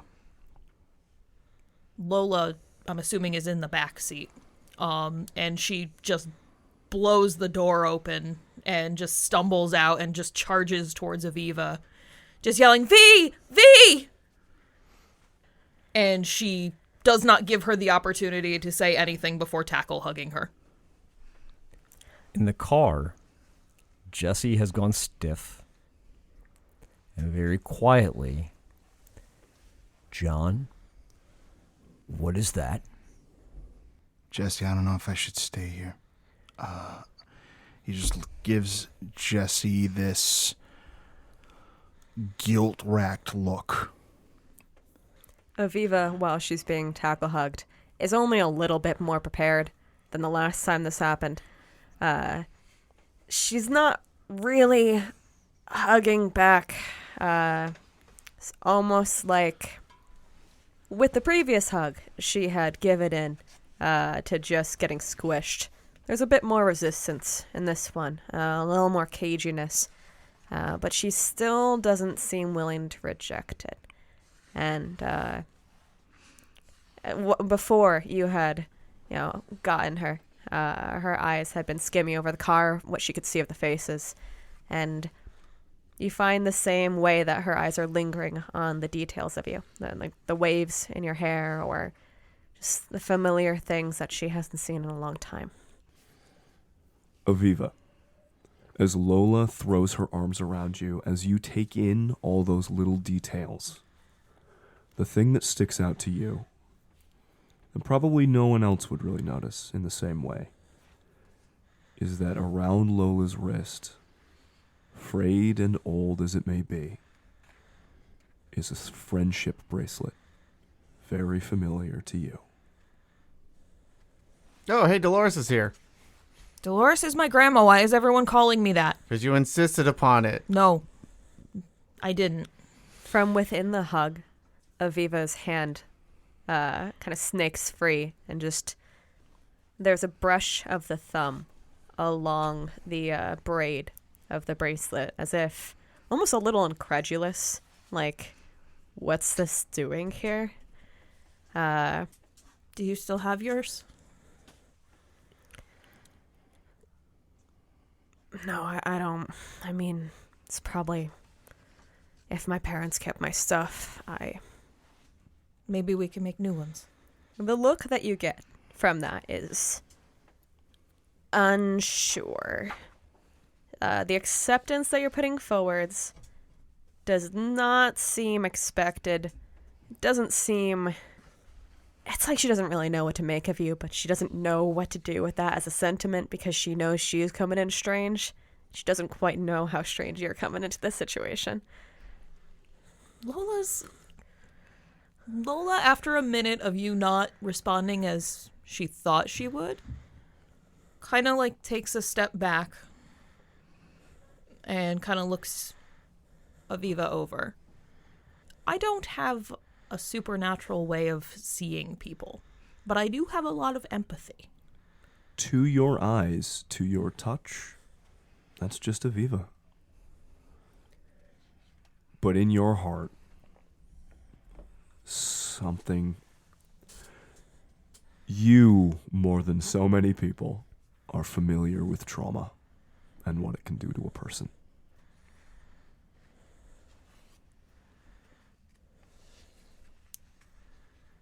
And in a weird way, like the excitement dims a little bit on Lola's face, and she just looks at you with all the compassion in the world. That seems to make Aviva uncomfortable, but it's not as if she's not registering it. It's landing. It's landing enough that it kind of makes her pace. Not look at you, but again, you're sure that it's any front that's being put forward of it not really being able to crack through is pretty worn down by the fact of the pacing. And she looks over her shoulder, kind of jabs her head at the car. Is that going to be who I think it is? If you think it's going to be John and Jesse, then yes. A very sharp couple nods. Are they coming out, or what's their deal? I didn't ask them. I just kind of saw you and knew I had to get to you. Oh, I don't know. I'll go figure it out. They're being weird. Hi, Dan. Hey, Dolores. Don't call me that. That's my grandma's name. You're not going to trick me again. Again, what? Just call me Lola. I don't know a lot of things, but you can't keep going back and forth like I'll put this. your hand in a bowl of warm water if you call me anything but Lola. Good luck. All right. So, Jesse. So, interesting thing. I just this is actually Garrett speaking. Interesting thing I just read. So it does cost a point of essence to look over into the gauntlet. We can extend any of our senses we want into the gauntlet. Great. And we can just do that reflexively. We also see things in the twilight. Yeah. Just normally as if they're manifesting. Mm-hmm. There's nothing going on with the Geist with that, right? No. Okay. Just making sure about that. So I don't care if you're guilty about this. That's our dead friend. Yeah. Standing there in the flesh. Yep. And I know of a handful of spirits that can possibly take someone's face like that. But I'm guessing you know quite a few more things about this? Jesse, I just got here. Come on, man. Okay. So, Lola is she's transformed and is hiding. She's hiding what she really looks like, but beneath that mundane surface is something not human. But to be clear, it's also her, more her than I've seen in a long time. And that's really concerning because the Lola we know was never human. And All right. so there's two. Jesse leans forward and and I'm kind of having- pats you on the chest from the back seat. All right, Jamba Juice, don't get too mixed up. Before we go too further into this, let's go grab a beer and start talking with Wait, them. hold on. But Yeah, I get it. Things are real weird. But I'm going to need to be a little bit more buzzed. And they're starting to look at us because we're just sitting in here in the car like creeps. it's my fault Aviva died. And How's that? I don't really know what else to say. I guess you could start with I'm sorry. She's standing there right there, apparently. Wow. Why are you so well adjusted? Our No, that came out wrong. How were you so well adjusted? Uncle Hank kind of prepared us for a lot of weird stuff. Beer? I think about this time Dan starts coming down to you guys. Fuck it. Here comes Dan. Beer. Jesse pops out of the truck or out of the car. Dan gives you an over-exaggerated wink and thumbs up and like indicates with his head towards Aviva. I see you gave her the ocular pat down. What? You think things are cool? Yes. What is she? Dead. Like dead? I don't know. Mostly dead. Do you think she's ridden? No, she didn't try to attack me. Well, that doesn't mean that she's not ridden. Doesn't that mean that she would be? Spirits are clever, dude. Not that anyone's that I've met. Well, that's because you probably met dumb spirits. John just kind of lingers behind the two of you while you talk it out, arms crossed and not really interested in going over there. I mean, Look, she had the chance. She didn't attack me, so like, I think it's legit. She knew stuff that a spirit shouldn't know. that's not true. I'm sure that a spirit could know memories of somebody who died. No way. Yeah, absolutely. I mean, I think. Right, John? Jesse, I don't know anything about what you guys are talking about. He gives you a look like, come on. Dan also gives you a look like, come on. Really? I don't know much about spirits. But you know so much about everything else. Okay, that doesn't mean I know a bunch about spirits. Why not? It's, Do you need a book? We could probably find you a book. actually, yeah, a book would probably... Oh, okay. As this is happening, the pacing is just getting more and more frenetic. Lola kind of lets Aviva pace, and she just kind of disappears into a shadow. So, Lola and Aviva are here. Yeah, I saw that. Where did you find Aviva? She found me. Gas station. Wait, Lola disappears into a shadow? Mhm. Wait a minute. Actually, no, Lola just disappeared. Where did she go? Oh, I'm right here. And she kind of pops up from next to you. There is a slight expression of surprise and almost impressed from Jesse. Huh. That's a neat trick. It's helpful getting out. Get that. Okay, so now we're all over here. And... Aviva, you should just come over here. Wait, hold on, don't rush her over. Get out of the car, you creep. Get out of the car. Lola calling out does pause the pacing. And is this like... The more observant among you might notice this like sidelong glance to the motorcycle helmet. Like she's kind of just considering using this moment where all of you are over there to just book it. But she doesn't. And she starts the walk over. Jesse raises a hand up. Stop! Grab some beers. I was about to ask you the same thing. Okay. The hand being held up gets like a little bit of like a head tilt and like a really... before your intent is made clear. And then that's accompanied by like an extraordinary roll of the eyes. How old are we? While this question's being asked, Aviva does turn her back and she picks up about as many in each hand, beer and shandy, as she can pick up. We are old enough to drink, That hasn't stopped us before. but that has not stopped us before. How old do you think we are? Time is very weird. Mm-hmm. Yeah, that's true. And last time I was here, I was 14. So if you're old enough to drink, I'm old enough to drink, and... Which means that I get to be here for your first beer. Do I have to shotgun it? Do you want to No. start the fire? Okay. Yeah, I can start the But fire. if you want to, it would be Yes. very cool. Then I'll shotgun the beer. Yeah. There we go. That's right about when Aviva gets to at least Lola and Jesse. Although, John, where are you locationally? You just get out of the car? Or are you like lingering so by the he's car? like slinking by the car.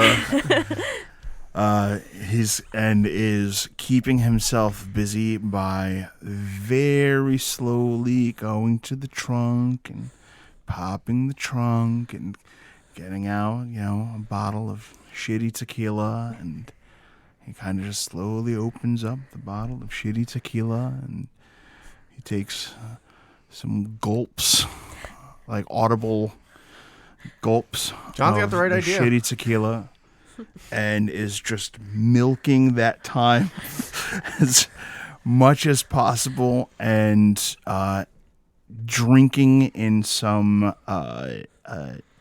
unfortunately misguided attempt at building up some courage.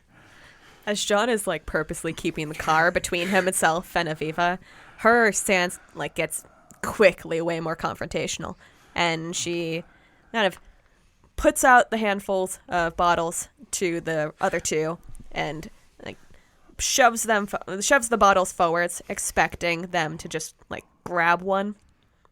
Do you take one? Absolutely. Oh, yeah. She'll reach out slowly. This is going to be hard to shotgun. And there's almost like a heel turn towards where John is, but that's probably right about when he has the hood popped and there's like an artificial wall and the tequila's getting chugged. Instead, there's just like an aggravated heel turn back to the porch, and she chugs the rest of her drink.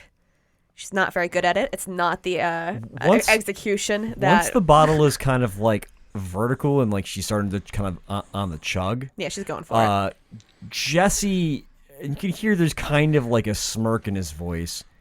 So what are you?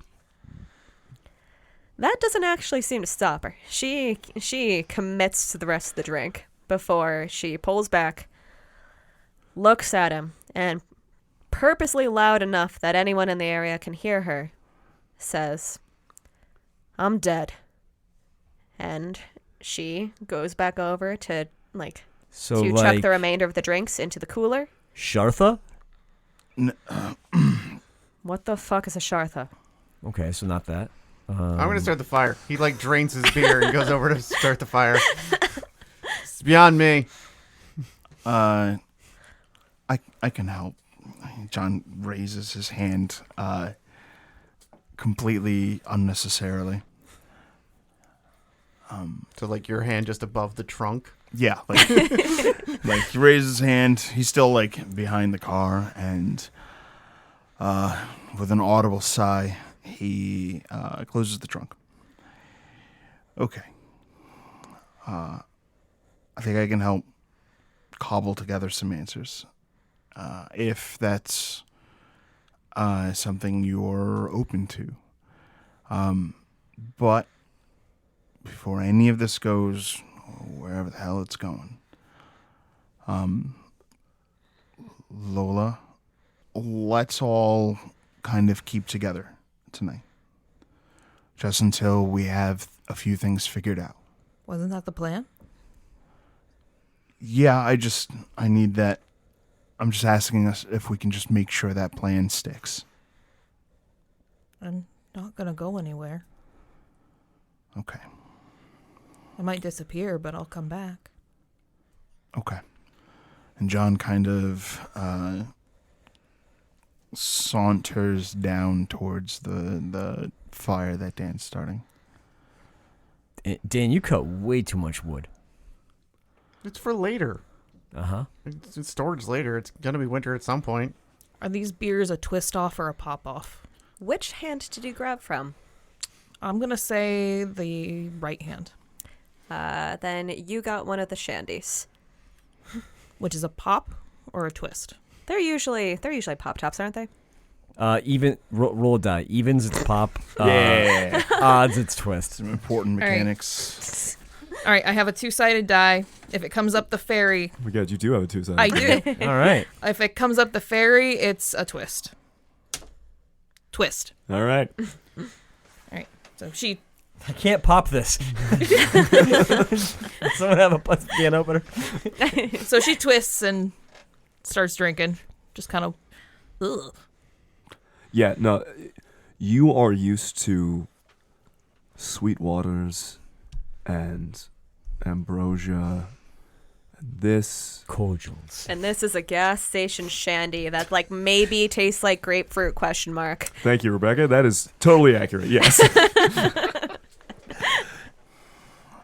Rebecca's about this. I know what I am. So Lola, I know what you're thinking. It tastes awful. But the fun thing about those is that the more you drink of them, the better they taste. It's true. Aviva's gone More first. of you saying the wrong thing doesn't make you more correct. Where's Aviva? I think it does. Aviva, she turned her back to go get another shandy Say- after she drained the first Say one. no to drugs. Say yes to us. I will give you the benefit of the doubt. Hey. And I will finish this one, and we will see if I have another one. Yeah, we'll see. We'll see what happens. Jesse downs his beer. The fire will be ready in a couple minutes, and at that point, I think Don't any of you have any honey? no. Are there bees? Actually, hold on for a second. He goes rooting around in the bag from the gas station and pulls out a little Honey Nut Cheerios bar. Like one of those little, like, cereal bars. There we go. Tosses it over to you. She catches it. All right, we're gonna. Honey and bees. All right, this won't taste like real bees. That's probably for the benefit. And so she starts just doing like this gas station shandy with the Cheerio bar chaser. Cool. You know what? It works. So this whole scenario is kind of weird, huh? I mean, it's fantastic. Yeah. I mean, all of us are here the first time in many, many years. After I've done this a few times alone. Thank you, everyone. You're welcome. I would have been Sorry, here if Dan. I could. Aviva does not look sorry. She's kind of like hearing you say that. And she's already got her posture turned outwards to face the two that haven't greeted her. And as you say, like, you know, you're a little, like, sassy about the fact that you've had to do this alone. She just crosses her arms, shandy in hand. I mean, your shoulders are so big. If the weight had to go on anybody, we're glad it's you. It's very true. Yeah. Aviva. He just stops. It's like a laser focus goes onto you when you say the name. Why don't we all gather around the fire closer together?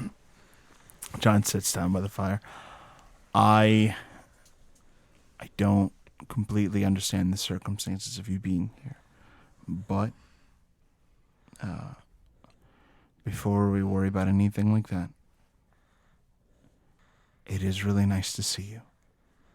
That seems to break through. And even though she was oddly cagey about approaching the fire that was being built, she... Dan, give me my phone.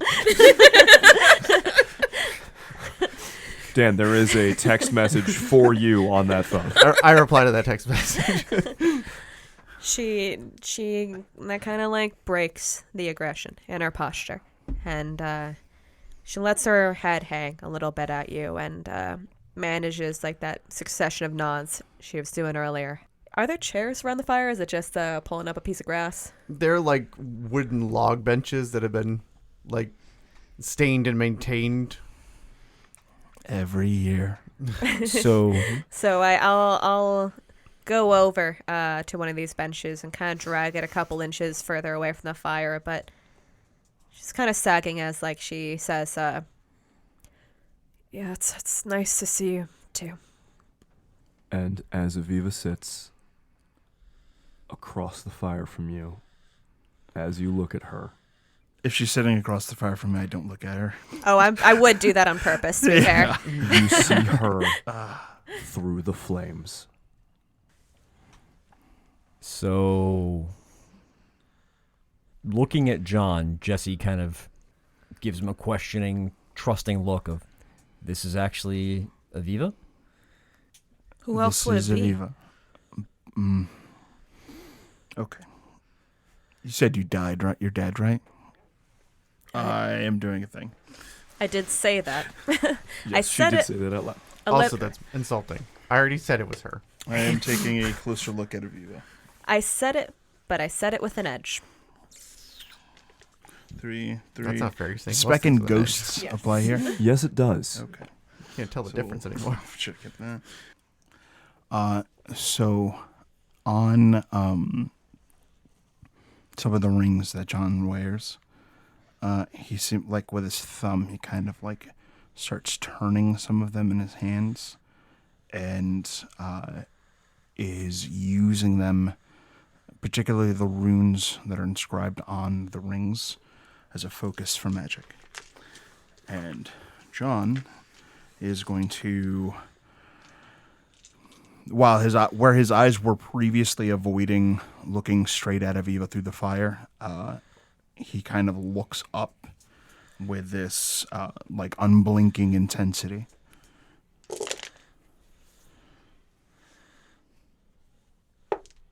Okay, 2 successes. Spending 1 mana, and it is going to be my Mana Arcana sight along with Prime. And I'm going to examine Aviva to determine what I can discern about the state of her pattern. Whether or not she's alive, does she have a soul, that sort of thing. Looking at her with your mage's sight across the fire, you see Aviva is dead. With your death's sight, she is dead. You see, looking at her, that she does not have a soul, but the larger patterns in its place for just a moment across the fire. You see not just Aviva, but the light of the fire extends her shadow out behind her, and for a moment it doesn't appear to be her shadow. It looks like the silhouette of a woman about to be plowed down by a car, caught in the headlights, with chunks violently torn out of it.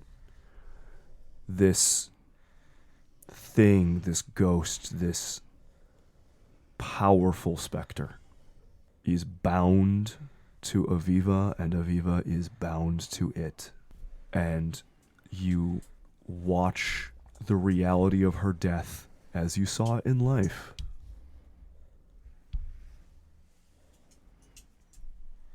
And you see this other thing with Aviva.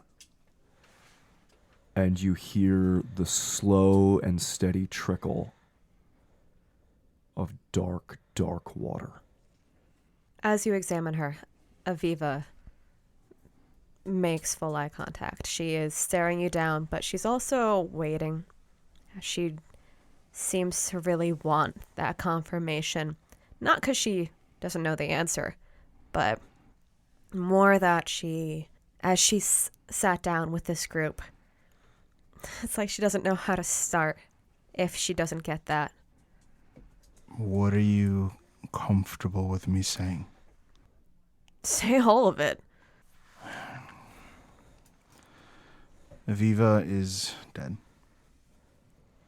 But the things that are gone, for lack of a better term, a cadaver, has been reconstituted by a fusion, a bond between her and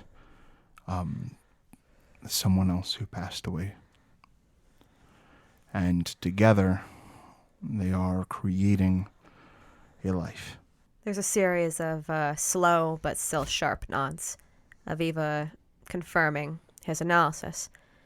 And she leans forward, setting her elbows on her knees, and starts up to say, and she does actually finally look away from John when she starts. Died. She came to me. I've been calling her the final girl. Feels like a trope that suits her. I don't know. She seemed to be into it. Back then, I didn't know her. I mean, there was something that felt familiar about the way that she approached, but maybe it was just the resonance. She reached out her hand while I was... And you can tell, John, that she's switching words for your sake. It's not very elegantly done. Leaving. She held out her hand and she showed me some images. I guess what she could remember of what it was like to die too. And I felt like this intrinsic knowledge that she was offering me a bargain, something that I could choose to accept or refuse, but I didn't really get what it meant, so I tried to talk to her about it. I don't know if you heard me. I tried telling her my name. I asked her who she was, and she didn't really, she doesn't speak in words. She just kept sending me those images, the images of hospital signs on the road. Things about her death, not really clear, but she just kind of kept her hand out. She kept showing me those images, and she got closer and closer, and I got closer and closer to dying, and she put her hand just outside of my reach, and I just got this feeling like if I took it, like we would become partners. So I took it. Took a chance on making something more out of what had happened. And things got a little weird after that. I guess you guys are taking it really well that I went to the underworld and died, and I'm a little weirded out that you're okay with this, or not okay with this, but you're listening. Things have been weird in this town for a long time.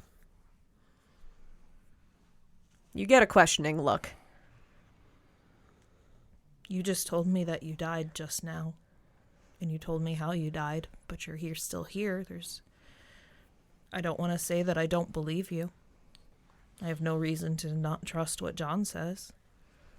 But it's a little hard to believe that the person I left alive and still see before me living, somewhere in there, died in such a way.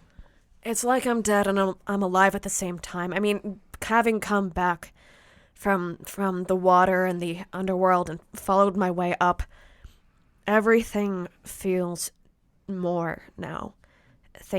Tastes are clearer, things are brighter, everything. It's like I actually am attuned to being alive in a way that I wasn't before. But, yeah, I'm dead too.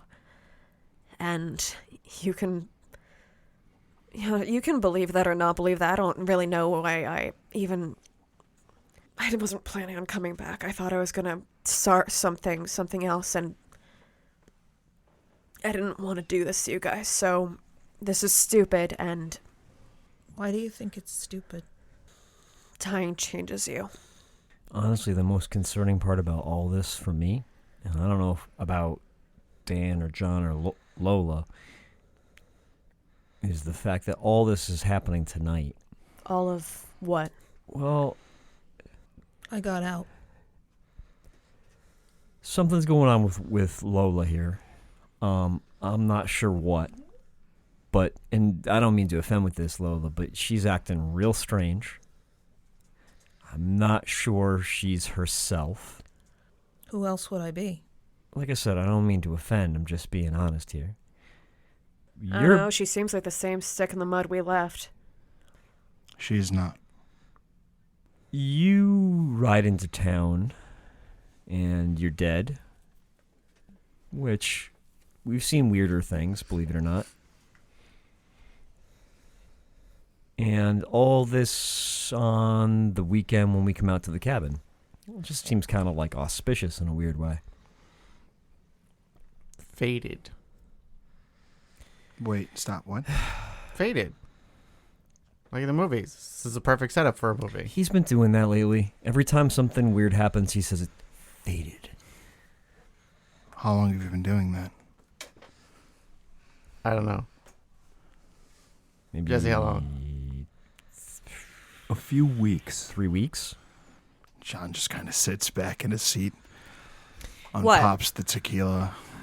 And there's also been weird smells coming off some of the spirits in town. Spirits? What? Yeah, so, Oh, we're What? doing that? well, I mean, if she's dead and, I mean, I talked to John about it. Different spirits. Lola seems she's being plagued by a confusion spirit or something like that. I'm not sure what. No. But right. Hey, what the fuck? Because I came back and I was dead, and I thought that was going to be a whole thing. So, I mean, it is a whole thing. It is. yeah, but... Did you And want- she kind of like fixes Jesse with like a purposeful Hey, look. look. I'll tell you more about me if John finally tells us more about him. I shouldn't do that. Oh, come on. This again? Aviva actually goes quiet and ceases giving you the pointed look when you make that offer of a deal for John. Okay. Dan seems excited that this is finally going to happen. So before we go off in all sorts of different directions, Lola, you escaped from where? I escaped from Mother's home. As far as I can tell, it's a place in the Hasiel where there is a infinite space of thorns. That's not the Hasiel. That's the hedge. The what now? It looks to Aviva. To my understanding, it is the shadow of the living world. Aviva kind of like scrunches her face like, no, there's already a shadow of the living No, world. that's the underworld. Jesse, maybe. The Hasiel is... My uncle put it to me this way. Once upon a time, the world was one. And... You know what? Maybe I'm going too deep there. There are ideas. Concepts. Man, this is really tough. There's a bunch of weird spirits that live there that do all sorts of bunch of shit stuff, and we Okay. either have to kill them or not kill them. Bingo. One is a reflection of the living world. The other is a reflection of the dead. The Hasiel reflects life. Wait, what? There's no crossing through an Avernian gate in order to get to the Hasiel. Oh, man, you've been holding out on me on so much things. Aviva's just kind of like looking between the four of you as like information bounces from person to person. And when she logs on to John as he starts giving like a more comprehensive explanation, but then Jesse gives the, hey, you've been holding out, and she logs back onto him, she kind of settles in and like an air of more patience than you've seen on her. Kind of like starts like, it's almost like the familiar way that you'd see her settle into study during like your practices or your after school activities. So she kind of like chills out finally at all the confusion. What is the hedge like? Thorns. Thorns. It's the space between. It's the fence. The hedge is a very, very, very dangerous place that leads to many, many places. Leads to dreams. There's like a light bulb in John's eyes that goes off. But it's not meant to let people in. Or out, rather. It's only meant to keep people in. And it's the place between the places like Mother's Realm. And this is a realm of thought. Thoughts, dreams, ideas, passions. So, Dolores, why were you in... Lola. Yeah, you haven't gone by that since I was alive. Well, she's going by it now, so call her it. That lands. She doesn't have any comeback for you. She just kind of bites her lip, looks down, and, gives you a nod if, yeah, you know what? You got that. I have never been Dolores. Who has? It has. Yeah. It's a pile of eggshells and orange peels and just a little bit of sulfur. And Mother brought it to life and stuck it in where I was supposed to fit. So no one would know I was gone. I'm going to need another beer if we're going to go this deep. It's not that deep. Jesse gets up and goes to grab another beer. Anybody else want one? Yep. Yes, please. Yeah. Maybe not a gas station one. He That's nothing fancy here. He goes and grabs beers for everyone, paces around the circle, passing them back out. Definitely taking an opportunity to smell Aviva and kind of like see what his other senses tell him. Is this visible? No, I don't think he's that. He's not that over the top about it. Okay. Hey, girl. Yeah, he definitely doesn't like lean in and like your head. No. It's just he kind of walks next to you and kind of like just notices what the scents that you give off are. Mm-hmm. Well, she smells like her. A little bit more gasoline. A little grimy. But otherwise, she smells like your friend. So, just trying to piece some of this together. Lola, to my understanding, there is a connection between the astral realms and the space between dreaming people. And within that, a myriad of possible places that are familiar and strange and everything in between. And it's so far what I'm gathering is that years ago now, you went there, and now you're back. And I think it's important that you know that the reason that there's so much confusion coming from us, especially referring to Dolores, is because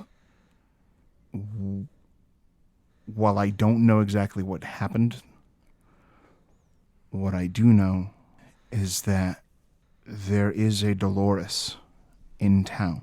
Is that what it's calling itself? That's what it calls itself. And Dolores seems to have thought herself a genuine, mundane, everyday person until today. Something has caused her to become keenly aware of her reality. I don't know what this means. I don't know what she's going to do. But that's why I wanted us to be here so we can talk and figure things out before any reacting happens. I am also aware of her presence, Yes, correct? you are. Not like mystical, like I know exactly where she is, but Right. you are definitely aware as soon as you come out of the hedge that your fetch is there. And it causes you the exact same discomfort as you cause her. Okay, just wanted to make sure I knew that. It's a weird Promethean connection there, isn't there? Honestly, a little bit. Yeah. Well, this is a lot. It's about to be more. John, you want to finally tell us more about how you know all this stuff? He just reads a lot, doesn't he? That's what you keep saying. That's actually a lot to do with how that works.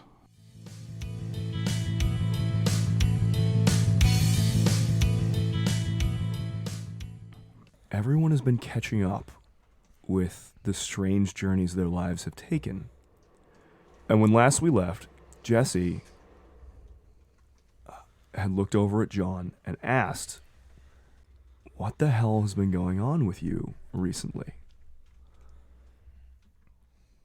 What's your deal?" Yeah, John, what the hell's been going on with you recently? What's your deal? If I'm gonna... I don't think I should say. The last time I tried, something really bad happened.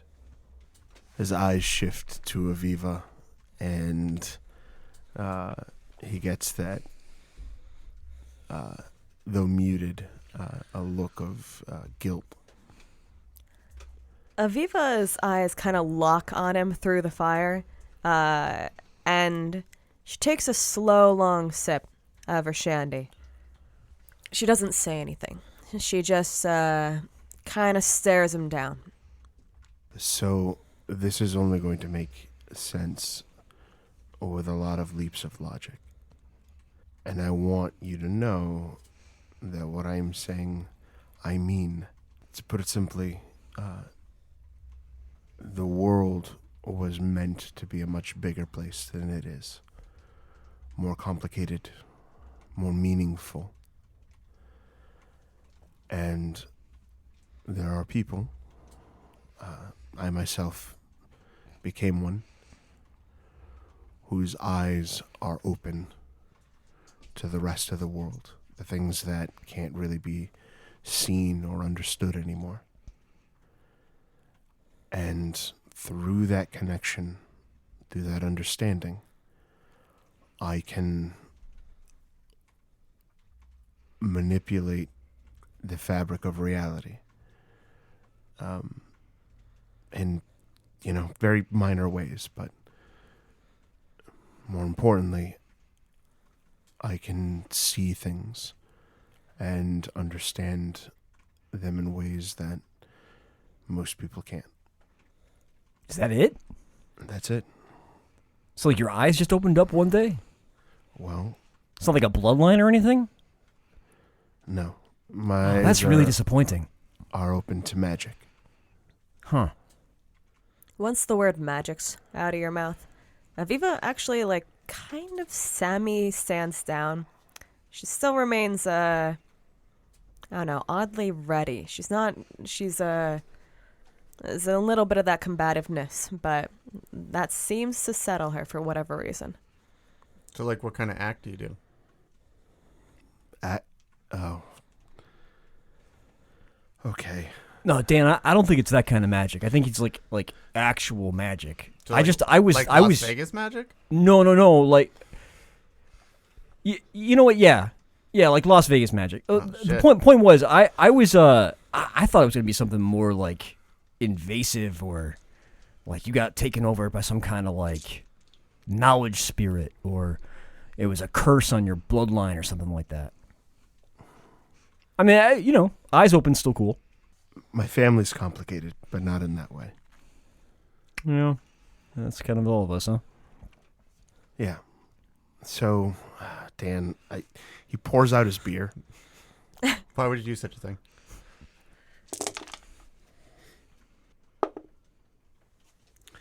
And begins to speak in some sort of strange, almost like heavenly language.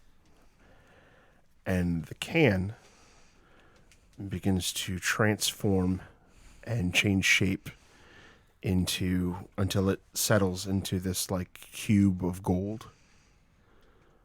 And or a coin, actually, like a golden coin. Mm. And he tosses the coin to Dan.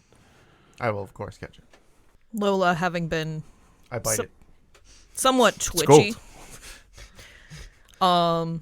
ever since she got the beer in her, watches this and her eyes go wide and she kind of scoots back a little bit, very unsure what this means. Lola, you made your way from a realm where reality does not work the way it's supposed to, the way that you as a human being are intended to understand that sort of thing. And you finally reconnected with the group of people to whom you had such a strong bond that you were able to break away from your keeper, drag your soul through the hedge to emerge. And within hours, you're drinking. One of your friends is dead, but sitting here with you. The others are hinting at things that should not be. And then John just, through a little act of will, shaped reality in a way that it should not be shaped. You are suffering a clarity attack. Mm-hmm. As the question enters your mind, is this real? Did I even escape? So, Poor John. Self-fulfilling prophecies, right? Every time I do this, something bad happens. So, what is your weird? 1. Okay. So you're going to roll 1 die. You're going to add 2 more dice for this affecting a close friend or family member as this kind of stuff starts to happen. and I want you to add one more die because you are getting drunk for the first time ever, which is also starting to alter your sense of emotions and what's going on. Now, there's not really anything else here. This isn't a particularly resonant, this isn't resonant in any sort of way with how Mother, the porcelain mother, kept you. But I would like you to roll all of those dice and tell me if there are any successes. Remember, success is an 8 up. There is one success. Okay. You have a number of clarity health equal to your wits plus composure. Mm-hmm. You will mark off the leftmost box with just a single line. This is a mild clarity attack. As you're still together, you can still ground yourself in the real, but this is eroding your grasp on what is real and what is not. Those of you who are particularly empathetic or nearby to her see that while the rest of you might react to turning a can to gold with like wonder or even confusion, there is a flicker of uncertainty and fear across Lola's features for just a moment before she sort of is able to strengthen herself. Sorry.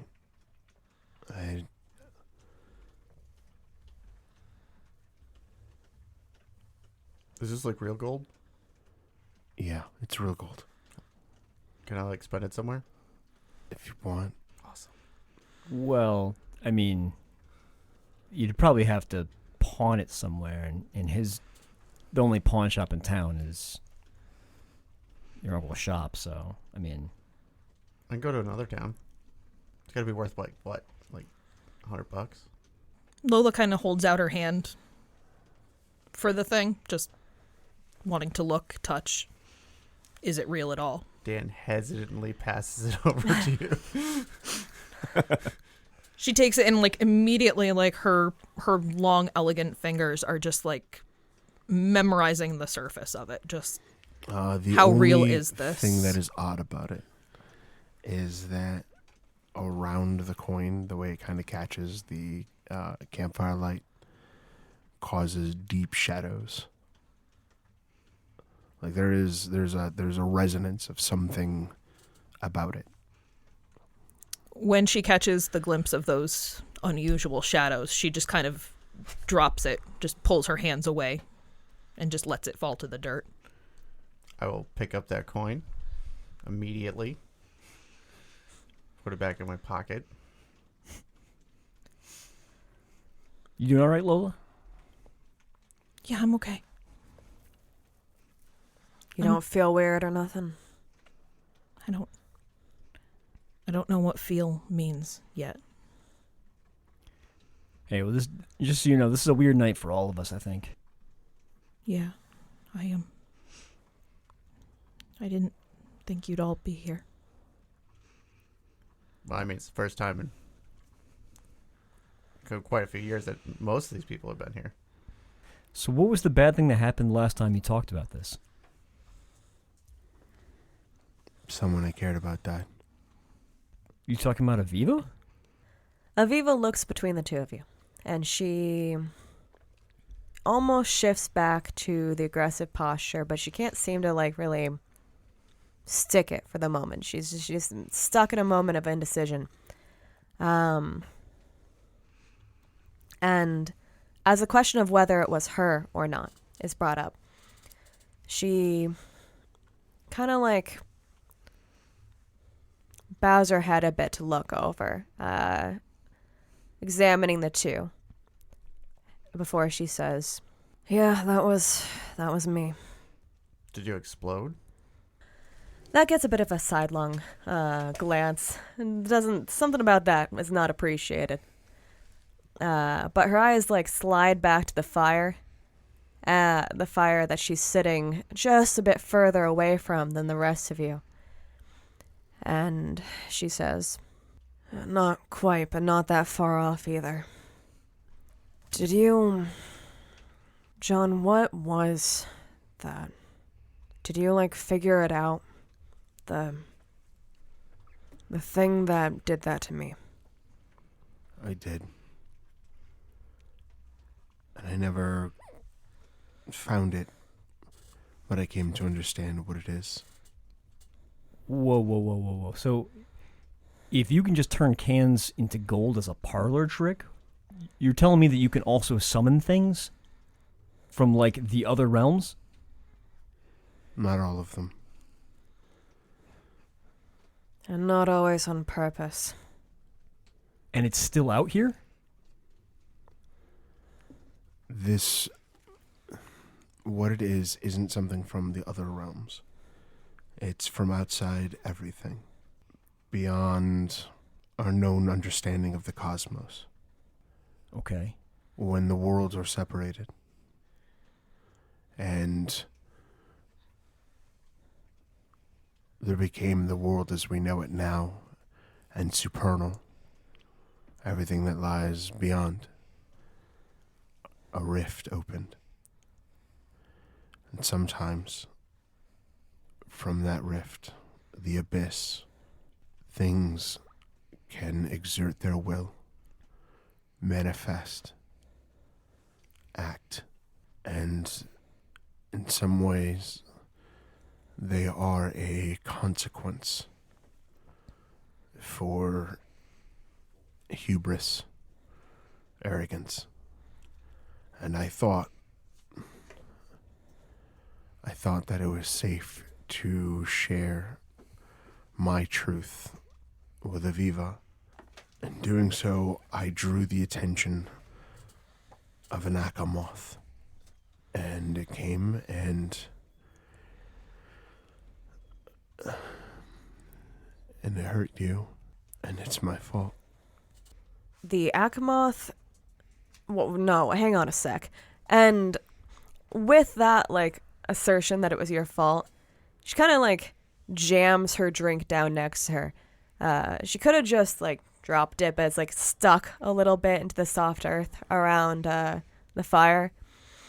And she's kind of pacing almost as if she's gonna, like, come right over to you, but she heel turns just quick enough that it's, like, apparent that it's gonna be pacing. And after a few back and forth, she looks at you and she's like, yeah, no, the Akamoth thing, it jumped into my body. That doesn't make what it did to me your fault. It did it. It's my fault that it came. And everything that followed happened because of that. Some shitbag thing from another dimension came and you're blaming yourself for that? I showed it how to get here. No, it fucking came here and it wanted something from you, and that's why it took me over. It took me over to try to put you in a shit spot, and don't call it your fault. I'm sorry, Aviva. With the I'm sorry, the pacing ceases to be pacing, and she beelines for you. And there is a one-handed rough shove to one of your shoulders. Behind Aviva, as she shoves John, the presence, the shadowy, deathly presence of the final girl just raises up in, like, vengeful excitement. Take it back. John kind of, like, shifts back when shoved and puts his hands up to kind of, make it clear that he's not going to fight her back. That actually incurs another shove. 2 hands this time. I think Take it back. I think Dan is going to start getting up and moving to get in between this. Like, hold on. It's okay, Dan. Please stop fighting. He doesn't get to apologize. Something came up and decided that my life was a part of this. And you made the right call. I should have died. So don't you fucking apologize for... What were you gonna do? Were you gonna make a bargain with some shitbag thing that's coming up? I should have just not told the secret. I should have hidden it. And I should have left you out of my problem, and it was arrogant of me to ruin your life. You didn't ruin my life. The Akamoth ruined my life. That's what took my life from me, not you. John, she brings up a point. I know that this thing is not something native to what we understand. But I think there's connections. Shartha and spirits of the Hasil, they seek out weak points in the gauntlet to cross over and conduct malice. This entity might have been smart enough just to see you for what you were, a way for it to cross over and conduct malice. Don't act like you should have known that was gonna happen. How the fuck were you supposed to know that something like that was gonna happen? It's my responsibility to know before I act. All right, Dan, how close are you? I am. Like at that point when she says that, John's face kind of hardens. Like, no, there is no excuse. I am definitely. All right, I think we're rolling initiative. Is that what we're hearing? For initiative, roll 1 die and add your initiative modifier. That'll be a 24. Jesus. Well, okay, Dan. 2 on the die, which will take me to 9.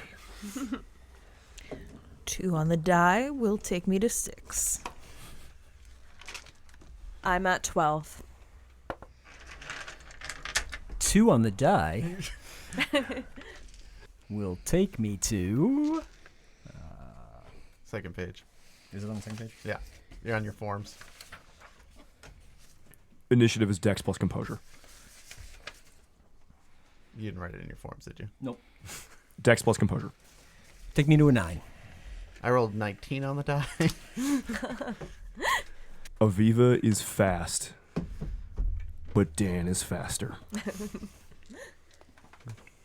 So, Aviva, go ahead and describe what you're doing, and then Dan, step in and do what you're going to do.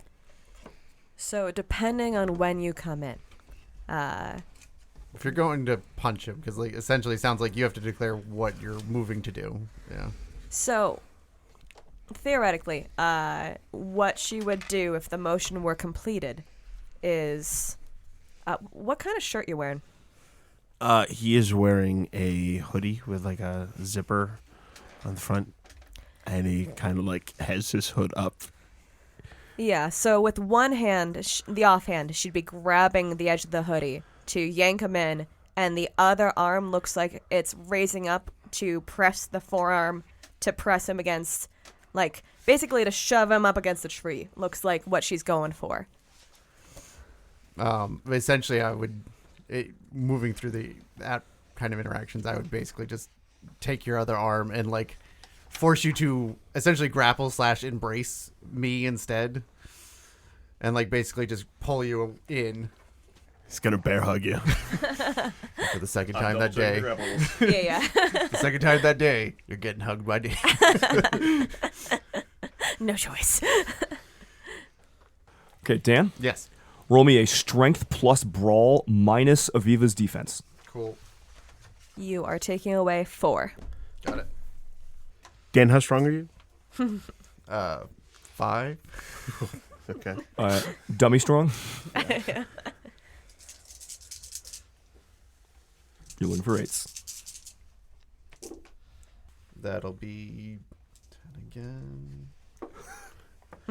That'll be 2 successes. Okay, so Aviva, you move forward to just jack John up against a tree, and then Dan steps in. I assume what you're doing, Dan, is holding her. Yes.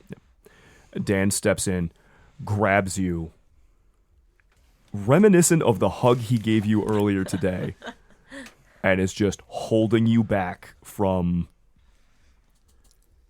unleashing your anger on John. And I will also say, it's also okay for him to feel sad that you died. He can go ahead and feel sad, but I was supposed to die. Sure. Aviva, you, on your action, can try and break out of the grapple Dan's got you in, or We can move out of combat. That is up to you guys. No, she's trying, unfortunately. Okay.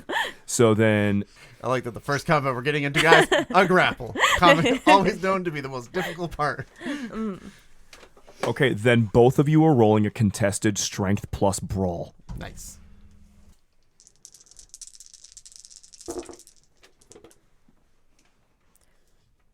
I have 2 9s. I have 5 successes and I need to reroll 4 dice. Oh my god. Jesus. Fucking Dan. Danimal. That will be 7 successes. I need to make it clear, by the way, I've seen all your sheets. Aviva's a fucking fighter, but like, okay, Dan. And you're in human form, right? I am. Just a regular man. Just a regular Dan. He's inevitable. It's the best kind of Dan. Dan, you hold on to Aviva, and you've been in a lot of scraps, usually against spirits and stuff, but like, Aviva's actually knows what she's doing to like escape from a grapple, to fight someone, but She does that motion where she like kicks out to throw her weight to get out of your grip. Something that'd be pretty effective, unless. I feel like instead you end up getting like just slightly picked off, so like there's no weight to shift. You're just in the air partially. Dan's biceps are not just for show, it turns out. And there's kind of a glee to the whole deal as things. Dan, please let her go. I think she's pretty serious. I know. Yeah, I'm feeling pretty serious. Dan, what the fuck? Dan, maybe take a walk with her for just a second. All right. What? Hey! Dan, No, we're going for a walk. Dan, put her down, please. Hold on, we're gonna take a circle. Why are you so fucking big? Dan, you're in control of the grapple. Is anybody else doing anything on initiative, or is this just Aviva trying to get out? I think Dan- Jesse definitely has. Jesse has kind of a relaxed, lazy look on his face, knowing that his brother is capable of these kind of things, and is just going to de-escalate while everyone takes a breath. So Aviva is pretty uselessly, still making her struggle. Like there's like the occasional kick, but if she's pretty much fully off the ground, right? How's this? Yeah, I basically just went into a straight bear hug and I'm just on the ground. So I've got at least one of your arms trapped against my body, so the other one can try and hit me and stuff like that if you really want. And then He's like, whatever, if you feel like it. It could escalate more depending on how that goes, and that is a could be issue, but otherwise he's fairly confident just taking you a walk around the building. No, she's just trying to wiggle free. She's not trying to go hurt for you damage. about it. Yeah. So I'm just going to tell you straight up, because it wasn't mentioned before. 7 successes, that is more than an exceptional success in this system. Even taking away her 2, that's 5 over what she got. You have an exceptional success. Aviva, you're basically not getting out of this right now. Oh, no chance. Yeah. Yeah. Is there any other effect for it? In this one, if you try and get out, you're going to be penalized, basically, at least for the first attempt or so after. Full Nelson. Just hey, it's fine. Are you just straight up walking away? What's Yeah, I'm happening? just walking and I'm going to take a walk around the little Dan. building and come back. Dan, can you... No, don't worry, John, I got it. Dan, no, I see that. I see that, He'll be Dan. back in a second. He's just taking her to cool off.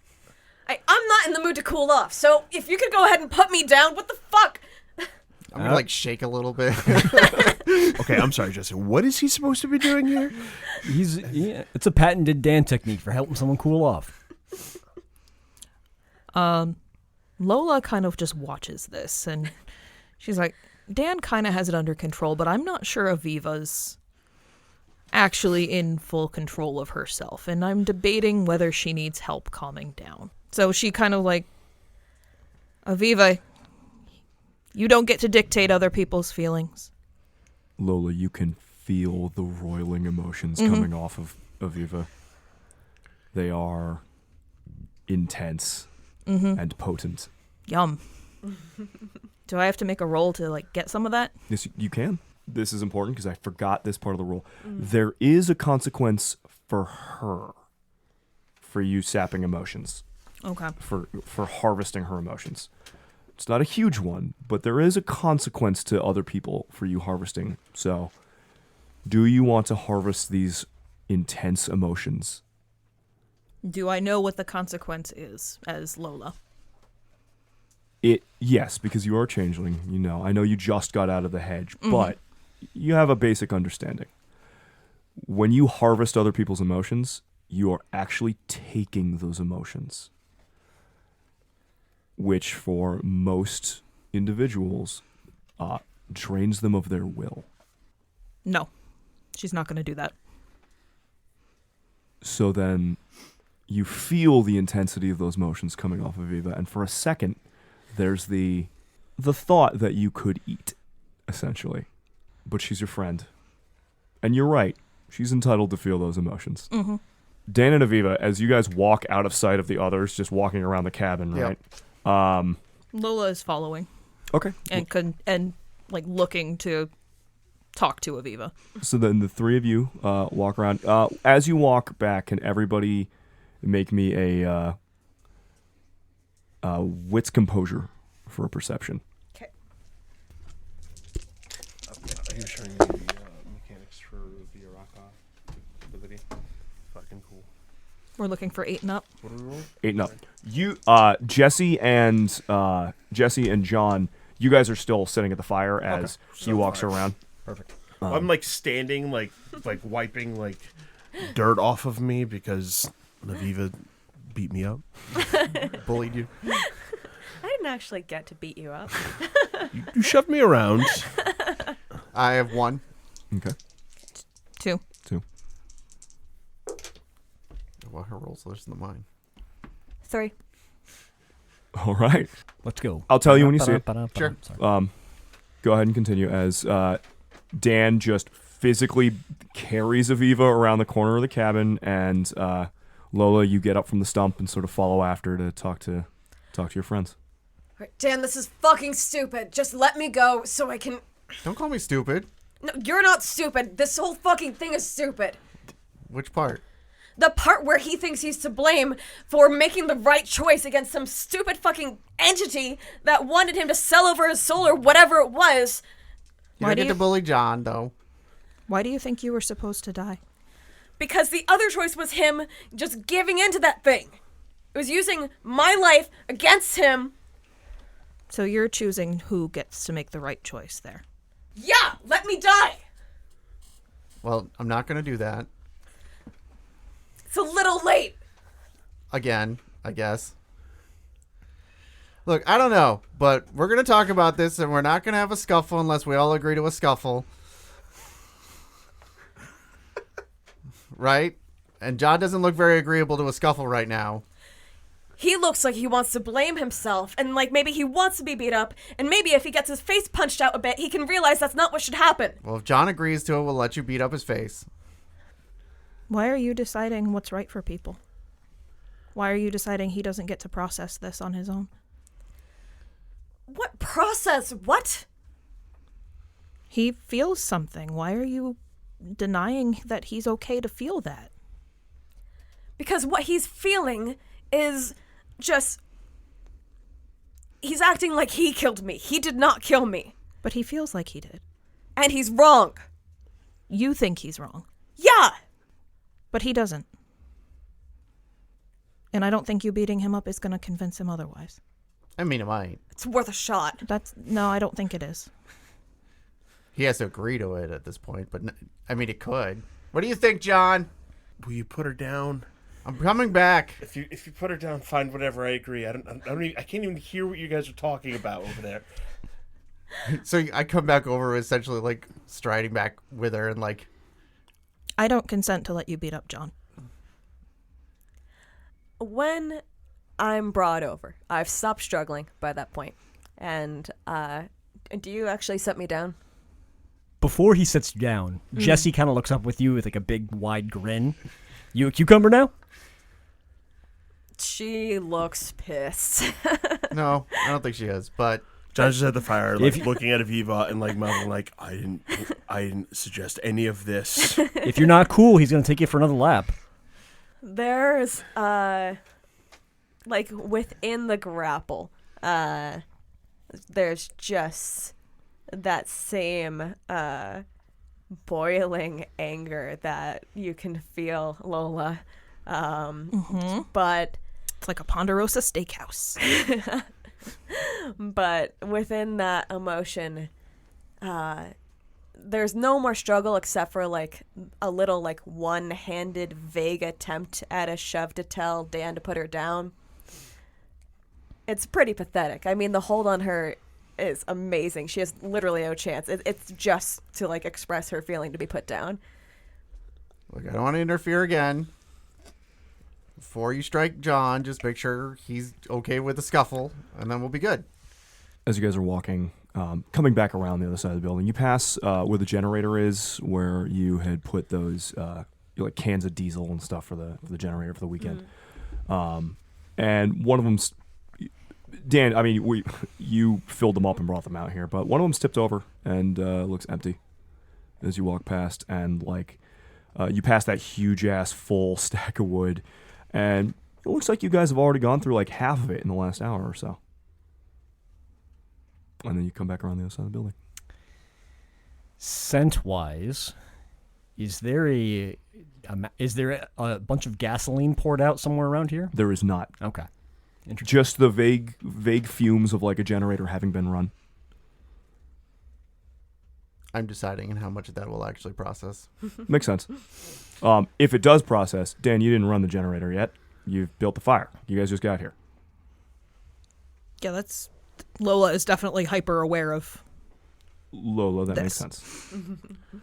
So I will turn Aviva around and put her down to face John. She kind of like straightens out, but Dusts her off a little bit. Dan gets a dirty look for you know like being comforting in the situation. I give her a thumbs up in response to her dirty look. There's a deep sigh that she does not manage to really hold back, and she looks over between. Her eyes kind of flick over to Lola, over to John, over to Lola, over to John. She crosses her arms and looks at John. John stands up and brushes that last bit of dirt off of him. Okay. I understand the point you're getting at. And I guess what I'm just trying to say is that I know I can't change that it happened, but I wish that it didn't. But it did happen, and I don't want you to blame yourself. Whether I blame myself or not, I'm glad you're here. That seems to break the aggression that she had ready for the situation, and there's a bit of just something bit back, and she does that the tight closing of the eyes, and pulls the crossed arms in closer towards herself, looks away, and nods several times. Lola is still over by the wood pile. Mm-hmm. And she's kind of like cocking her head, looking at it. Does anyone have a watch? I have my phone. I take my phone out. And, What time is it? like, look, It's like 10:30, the time it's supposed to be. 10:30. Or the time you would assume it was, anyways. Yeah. This is not a big enough fire to have used all the wood that's missing.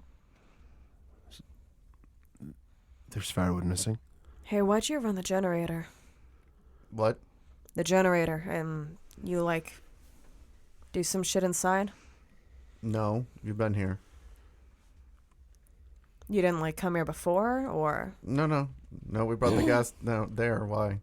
Does time work different than it did before I left? That is a loaded What? question, but generally speaking, no, it's the same. Tell you what, Dan, go check inside the cabin, make sure everything's all right. I'm going to do a quick lap around the perimeter. All right. Jesse hops off and kind of skirts out to the outside and just kind of will do a quick lap around the woods just to make sure that we're okay.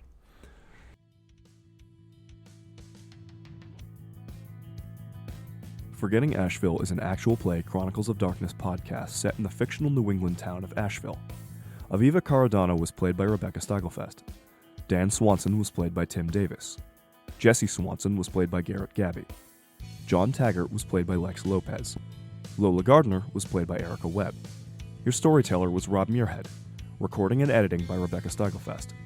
The music used in this episode was by Victoria Borodnova. You can find their music on pixabay.com.